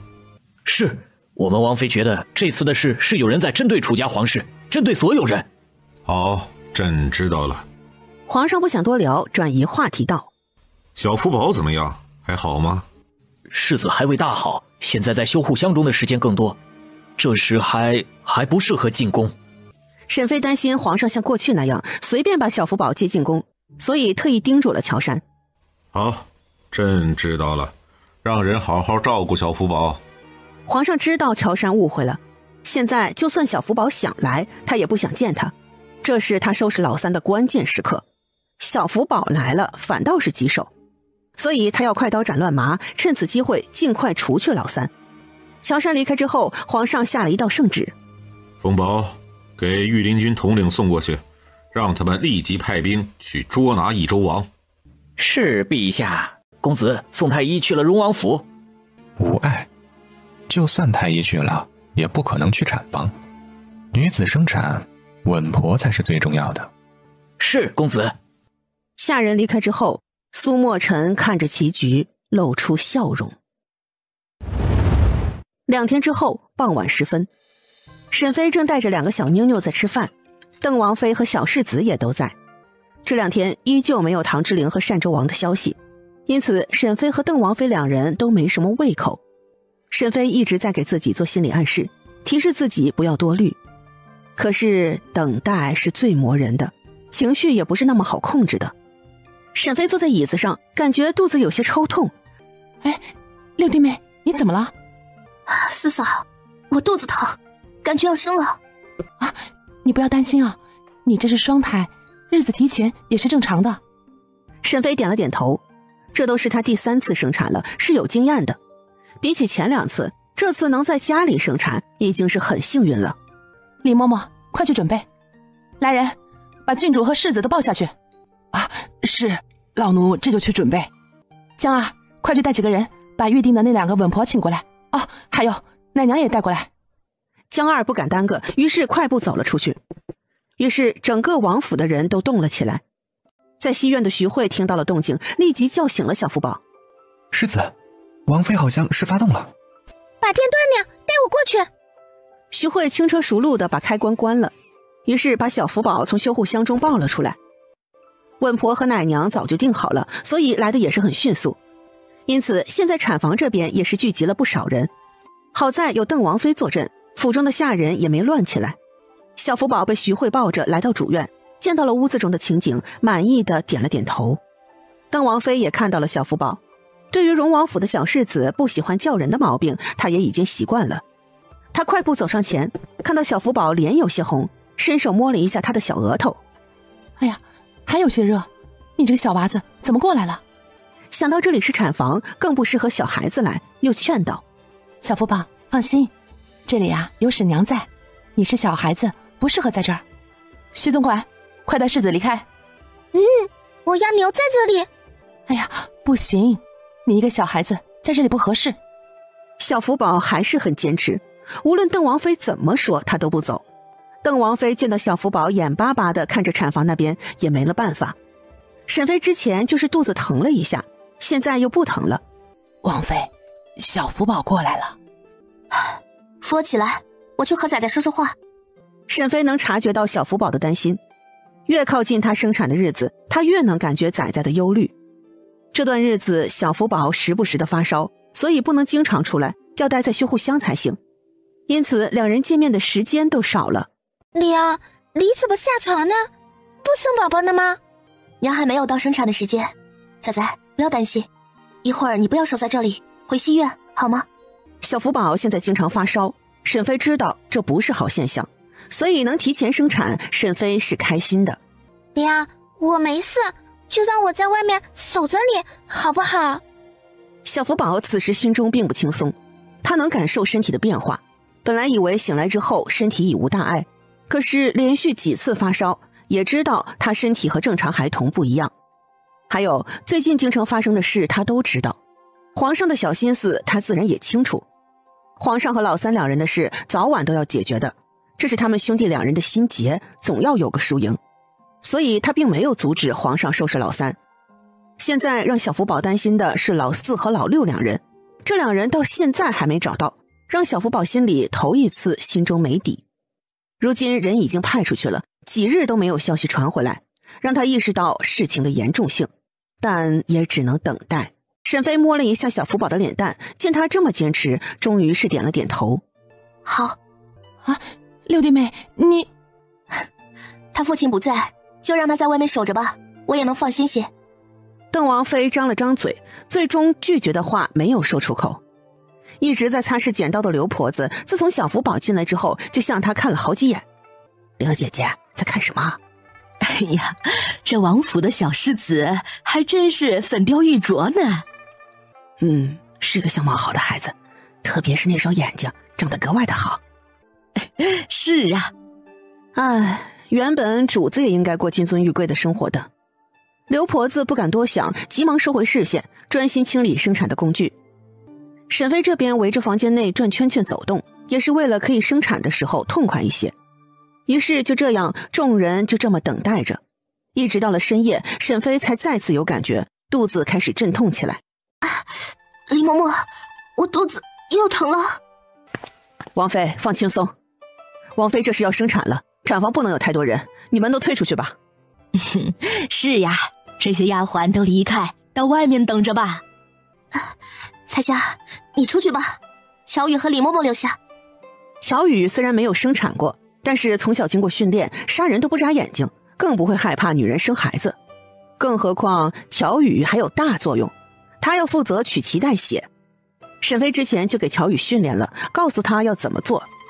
取脐带血也是有规矩的，是要在婴孩娩出之后，脐带被剪断，但是胎盘还没有剥离时，用专业的器具从连着胎盘的那一端抽取脐带血。工具早就在乔宇手中，只要婴孩出生，他就会行动。两个产婆听到沈飞这么安排，互相看了一眼。沈飞这时候肚子已经开始疼了。王妃，放轻松，我来给您检查一下胎位，您不要害怕。沈飞生产过，加上他已经偷偷喝了药剂，虽然这药剂喝了多次，药效打了折扣，但也是要比参片有用的。刘婆子一边给沈飞检查，一边皱眉。胎位没问题，该死的，找什么借口呢？刘姥姥，我们王妃的胎相不妥吗？没事，不用担心。王妃现在才开了3指，还需要再等等。等待都是漫长的，终于到了后半夜，产房才听到了婴儿的啼哭声。沈飞感觉身子一轻，乔宇，快，血！刘婆子刚想过来给小婴孩剪脐带，就被乔宇提溜走了。我来，你们都不要过来！乔宇用专用剪刀把婴孩的脐带剪断，然后快速的拿出工具，在脐带的另一头开始抽血。高婆子刚想靠前，就被李嬷嬷给挤开了。我来吧，我来。哎呦，高婆子很无奈，给小婴孩打好脐带，孩子就被李嬷嬷抱走了。哎呀，真好，是个小公子呢。刘婆子和高婆子互相看了一眼，心中狐疑，荣王府怕不是发现他们身份有异？刘婆子不甘心地看了一眼准备好的剪刀，出声道：小姑娘，剪脐带的剪刀可是要特殊注意的，否则婴孩容易生病的。刘姥姥放心，我的剪刀都是消毒的。消毒这个词还是他从王妃那里听来的。乔宇的动作不慢，就用了2分钟就把脐带血抽好了。刘婆子狐疑地看着乔宇的动作，不知道这丫头搞这些血干什么。刘婆子转身看到沈飞的肚子，知道还有一个没生下来，总有机会的。门外的邓王妃听到孩子哭声，就是精神一振，立即走了进去。小福宝一直都在坚持等着，不管别人怎么劝都不肯离开，现在也终于是露出了笑容。嬷嬷，给我看看。王妃，你瞧瞧，这小公子长得很俊俏呢。沈飞看了一眼红猴子似的小婴孩，还真不能承认这孩子好看。不过沈飞不得不承认楚家基因的强大，这眼睛和小福宝真是一模一样。这小子和他哥哥有些像呢。沈飞的声音也传到了外面。邓王妃站在产房的外间。李嬷嬷，把孩子给我吧，我这边安排奶娘照顾。李嬷嬷知道沈飞肚子里还有个孩子，所以就把孩子抱给了邓王妃。王妃，二公子先给我吧，我的奶水足。好，好好照顾二公子。孩子被抱出来，就送到了隔壁的偏房。徐慧，我们也去隔壁看看小婴孩。是，世子。容世子安好。起来吧，我看看我二弟。是。奶娘把小婴孩往小福宝身边凑了凑，小福宝目光灼灼地看着新生儿，是个弟弟呢。弟弟好，以后也能肩负起荣王府的重担。小福宝轻轻抚着胸口，压下胸口的痒意。以后荣王府就靠你继承了，你这小家伙不要让我失望呀。终于是忍不住了，小福宝还是没忍住咳嗽起来。徐慧，把我离得远一些。世子，咱们回西院吧。先不用，我再坚持一下，咱们再等等。小福宝离开之前吩咐道：好好的照顾二公子。是，世子。明月，你留在这里照顾好二公子。世子放心。产房内，沈飞生了一个下来，并没有立即把剩下的那个生出来。趁着中间的空档，高婆子端了一碗汤药进来。王妃，喝点鸡汤补补力气。沈飞点头，他其实还有劲儿，就是闻着这汤有点馋了。这都到后半夜了，他也是饿了。好，给我拿过来吧。刘婆子见到沈飞答应，心中暗喜。沈飞捕捉到了两个产婆之间的互动，他一边喝汤，一边偷偷观察两人的小动作。沈飞直接把鸡汤都喝没了，顺便还吃了一块鸡肉。这俩人有点奇怪啊，自己喝汤，刘婆子好像很高兴啊。沈飞觉得自己的疑心病又犯了。京城的产婆都是认识的，很正常。想到生前面那一胎没有任何问题，沈飞又把怀疑压了下去，总觉得疑神疑鬼的那可不行，不能有被害妄想症啊。很快沈飞就没时间左思右想了，他的肚子又疼了起来。王妃，坚持住啊！高婆子这时候嘴角都是翘起的，就是刘婆子心中也有底了。谁料事情没有像想象中的那样发生，那鸡汤一点用都没有。沈飞一口气接连又生了2胎，没错，就是2胎。这2个婴孩明显要比第一个要小一些。高婆子纳闷了，那药不管用？荣王妃还真是福大命大呀！明明产妇喝了那药之后会让孩子憋死在产妇的肚子里的，可以真正的胎死腹中，一尸2命。刘婆子也傻眼了，她内心震撼不已，就没见过这么命大的产妇。她和高婆子都木呆呆地站在一边，就连乔宇把他们挤开都没反应。乔宇和李嬷嬷2人配合得非常默契，一个抽脐带血，一个擦拭婴儿。哎呀，王妃又是2个小公子呢！咱们王府啊，还真是人丁兴旺。沈飞也是没想到，他肚子里竟然有3个孩子。刘婆子最先恢复过来，她咬了咬牙，心中下了一个决定：王妃，身子不要动，还要把恶露排出来。沈飞知道这回事，他不是第一次生孩子了，于是也就任由刘婆子给他清理身体。李嬷嬷笑呵呵地抱着2个婴儿出来。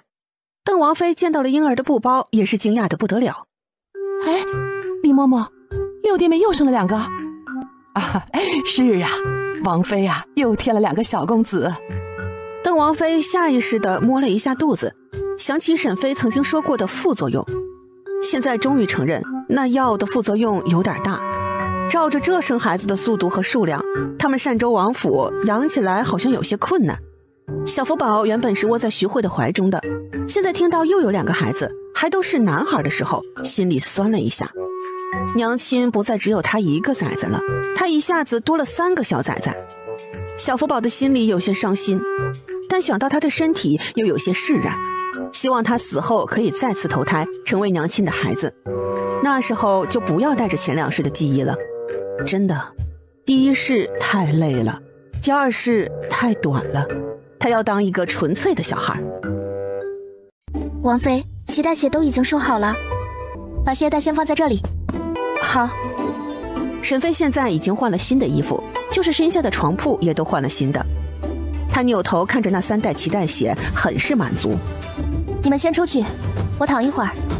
高婆子临走前特意看了一眼那脐带血，心中惊奇，不知道这东西有什么用，荣王妃为什么这么重视。刘婆子也是很不甘心，但准备的手段完全没有派上用场，这是她始料未及的。从前她就没见过哪家产妇生产是这么顺利的。她现在有些后悔了，就该1胎都没生的时候动手。那时候3个孩子都在腹中，胎死腹中的概率要更大一些。2人不甘不愿地走出产房。这时候李嬷嬷已经拿了喜钱，走到2个婆子面前。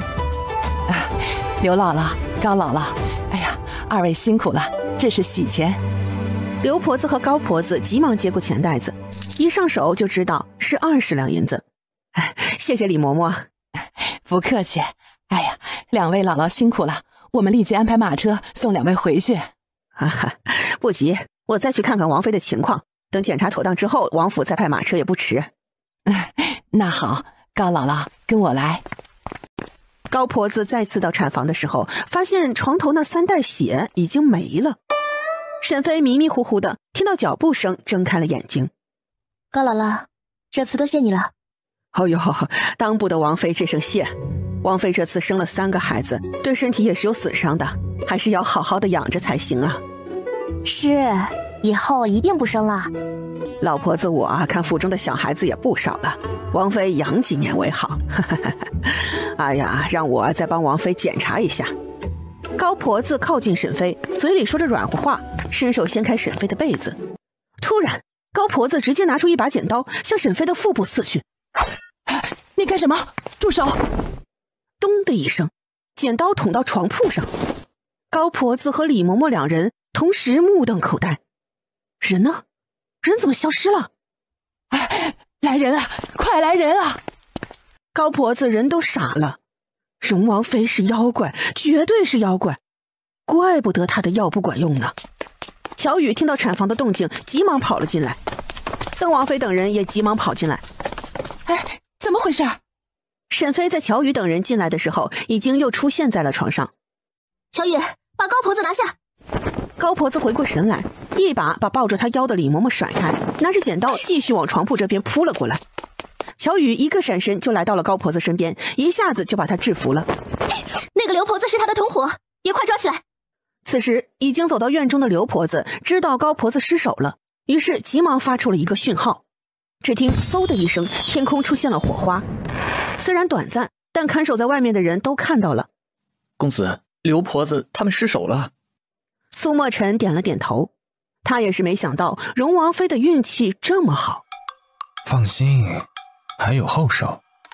苏墨尘轻轻地摸着自己的脸，口中呢喃：荣王妃必须死。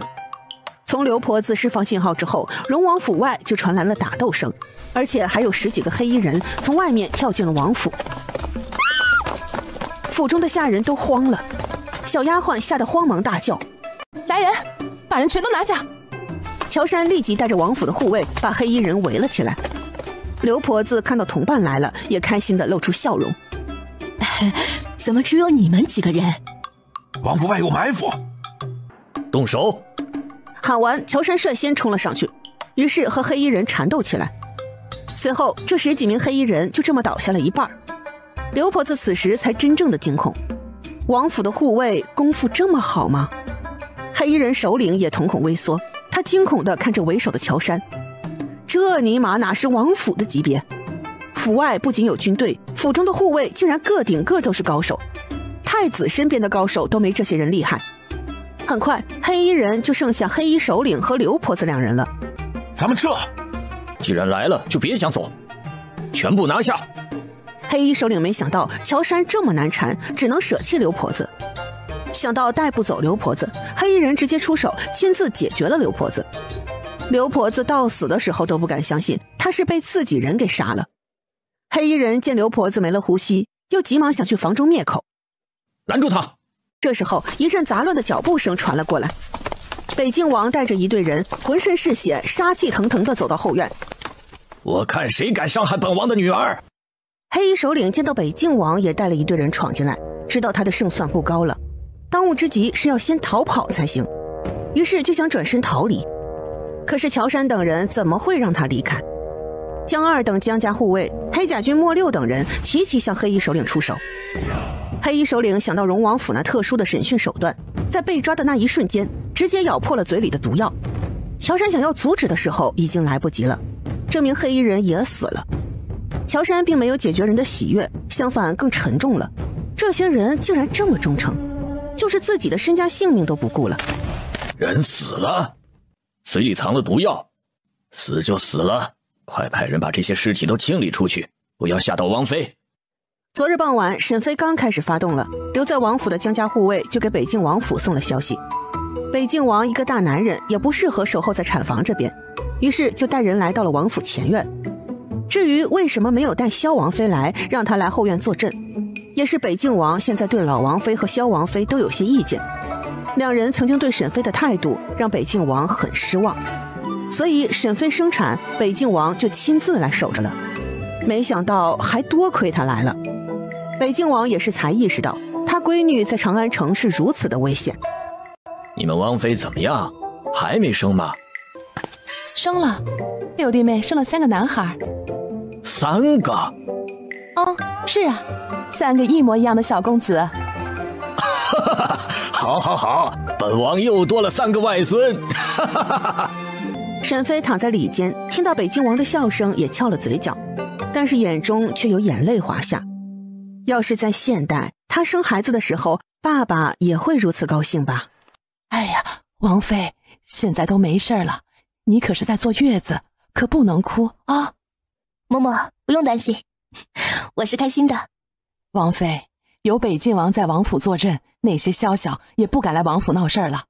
外间的北静王开心过后，大着嗓门喊道：“三个孩子在哪儿？我去看看。”刚说完话，目光一转，直接看到了蔫儿哒哒的小福宝。他已经听说小福宝最近又生病了，没想到这么严重。他快步走到徐慧身边，想要强硬的从徐慧手中抱过孩子，但是看到身上的血迹，又把手放下了。小福宝，你要多吃些饭才行啊。小福宝能看出北静王的担心，他这一刻是感激北静王的。好了，你一个小娃子，快回去睡觉。徐慧，把他抱下去，好好照顾。是。小福宝这次没有拒绝，他也是有些忍不住了。小福宝离开之后，北静王才知道这孩子自从沈妃开始生产，就不哭不闹的守在外面，完全不像个普通的小孩那样。于是嘴里嘀咕着：“还是人小鬼大，这么小就知道操心了。不过是个孝顺的。”北静王很想抱一抱那三个小外孙，但他身上脏污，只能是站着干看着。这三个孩子还真是一模一样啊！三个孩子都是奶娘抱着，奶娘们刚才有些吓着了，现在见到身上带着血的北静王，心里胆战。你们以后好好照顾本王的外孙，要是出了差错，小心本王手中的刀。王爷，我们一定好好的照顾小公子。北静王是粗中有细，他虽然来王府的次数不多，但也看出了些门道，知道女儿和女婿两人对管教下人都太过和善。他转身四处看了看，你们王妃和善，但本王不是，死在我手里的人不计其数。你们要是敢有二心，本王一定叫你们终生后悔。王府下人急忙摇头，连连保证不敢。奶娘们也齐齐点头。他们刚来荣王府的时候，虽然知道这是王府，但想到荣王妃的时候并不惧怕，主要是沈妃看着太和善了，看着又不是十分重视规矩的，所以奶娘他们这些下人并不像是在旁的官宦府中那样小心翼翼。现在直接被北静王威胁，心弦都被提了起来。他们也是现在才知道，荣王妃竟然是北静王府的大小姐。在这个朝代很看重娘家势力，有娘家撑腰，在婆家的日子都是有底气的。就算贵为王妃，但是娘家地位不显，在失宠之后，在王府后院生活艰难的也比比皆是。奶娘们互相看了一眼，虽然面上不显，但也悄悄收起了自己的小心思。北静王等到天快亮的时候才离开的荣王府，那些黑衣人的尸体也都被他一起带走了。王府的下人也是手脚麻利的清理了荣王府的血迹。北静王离开荣王府的动静不小，因此长安城的百姓都知道了，昨夜荣王府遭到了刺杀，还有荣王妃好命的又生下了3胞胎。城中一处普通的房屋内，气氛冷凝。你说派出去的人全都死了？公子，嵩山带去的人都死了，小的亲眼看到了那些人的尸体。那荣王妃呢？死了吗？没有，她平安生产，还产下了3胞胎。该死，她还真是福大命大呀！去收拾东西，咱们离开。公子，那咱们的计划？还计划什么？荣王妃不死，我怎么成得了荣亲王？下人没有反驳，这次的损失太大了，那些死士都死了，就连宋山也没回来。公子这次也伤了元气，毕竟先主子留下的人不多了。公子，那咱们去哪里？传令下去，让剩下的人慢慢撤离。咱们去泉州。泉州？对，去泉州，好好的藏几年。苏墨尘看着外面的景色，内心呢喃。他从来都是很有耐心的。早朝结束之后，冯宝就禀报了荣王府的消息给皇上。荣世子没事吧？皇上最关心的就是小福宝，至于沈妃还真是顺带的。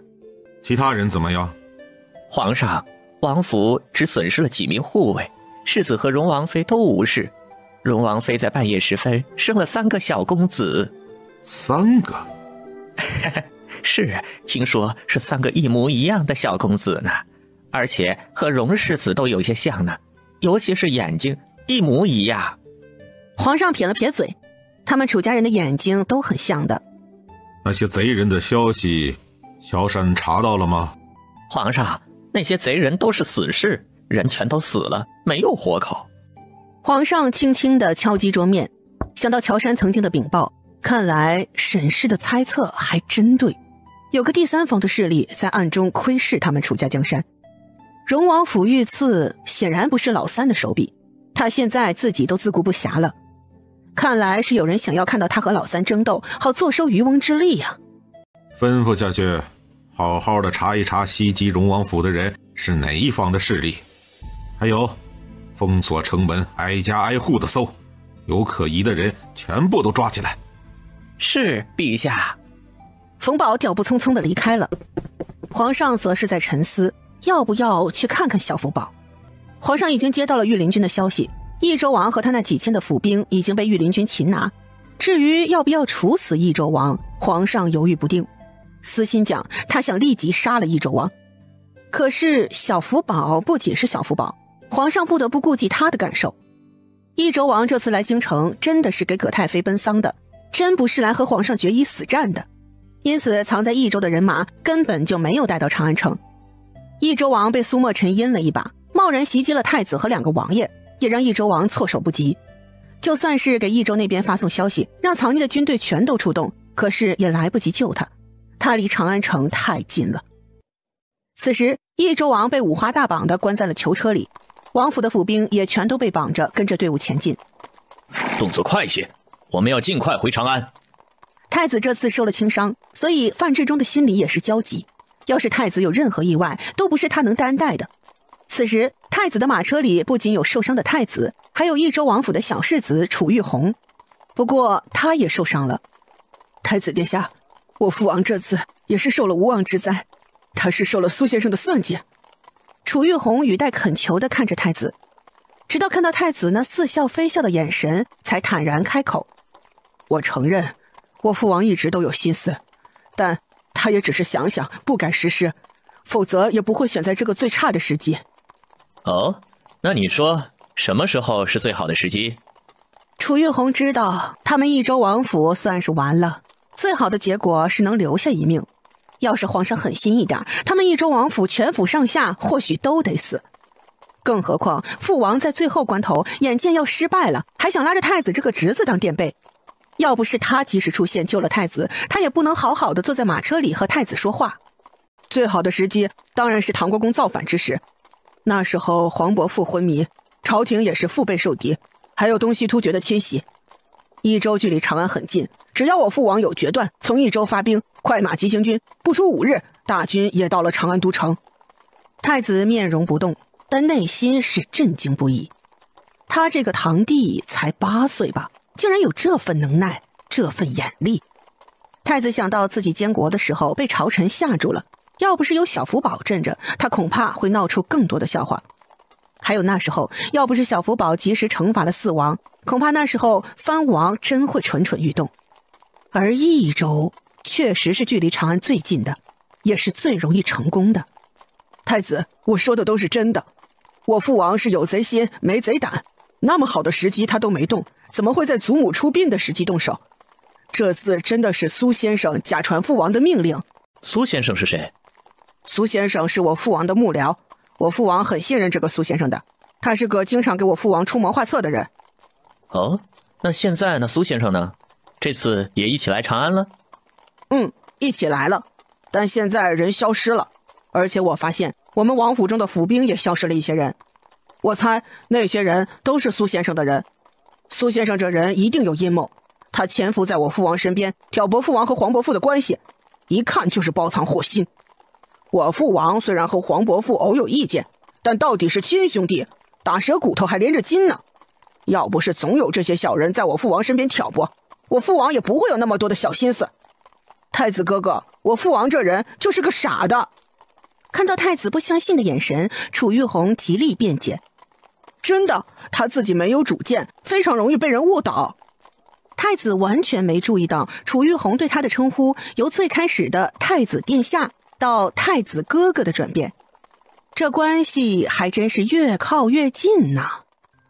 沈妃生产之后就在家中养娃，这期间宫中的皇上和皇后都给荣王府一些赏赐，有安抚沈妃的意思。毕竟荣王府遇袭也不是小事。此时沈妃的房间5个孩子都在了，3胞胎的崽崽一排排的躺在床上，3个小娃娃已经不像最开始那样红了，看着倒是有几分可爱。3胞胎出生的第2天，沈妃就给3个孩子喝了药剂，也是害怕他们有什么意外。毕竟喝了药剂，就算有人在奶娘身上下手，3胞胎也不会有事。小福宝，看看3个弟弟，和你有些像呢。小福宝皱着眉头看着3个一模一样的小孩子，虽然3个孩子个头不一样大，但长得一样。他们长得太像了。这多好呀，以后给他们穿一样的衣服，多有意思啊。小福宝却犯难了，原本想着王府的世子可以传给老2的，可是现在难办了，3胞胎没有继承权，毕竟长得一模一样，谁知道做坏事的人是谁？而且也太容易被对方冒充了。要是3人长大之后有了嫌隙，那世子之位……小福宝觉得有些难办，他还不能放心的离开。这时候就看到3胞胎的襁褓上出现了一个小手，小福宝顺着小手看过去，发现是小叶子。此时小叶子正趁人不注意偷袭3胞胎，小手很快就要碰到小老2的脸上了。不行！哎，这妹妹当初要是弟弟也不错，这份淘气就应该是男孩子。小叶子要是弟弟，那世子之位就有人了。沈妃并不知道小福宝的想法，也不知道小福宝在帮他选以后能撑起荣王府门楣的下一代。她现在生产之后觉得身体都轻松了，唯一美中不足的是唐之陵还没有消息。不过沈妃现在不太担心了，因为北静王亲自带着人马出去巡了。沈妃觉得他就是一孕傻3年，之前那么担心唐之陵，也是忘了他曾经给他带的迷药了。若是在要丢命的紧要关头，唐之陵也可以用上那种迷药的，那样可以迷倒所有人。不过那迷药也有个副作用，就是不分敌我全都能放倒，而且造成的损伤范围有点大，方圆几里的地方人和动物也会跟着中招。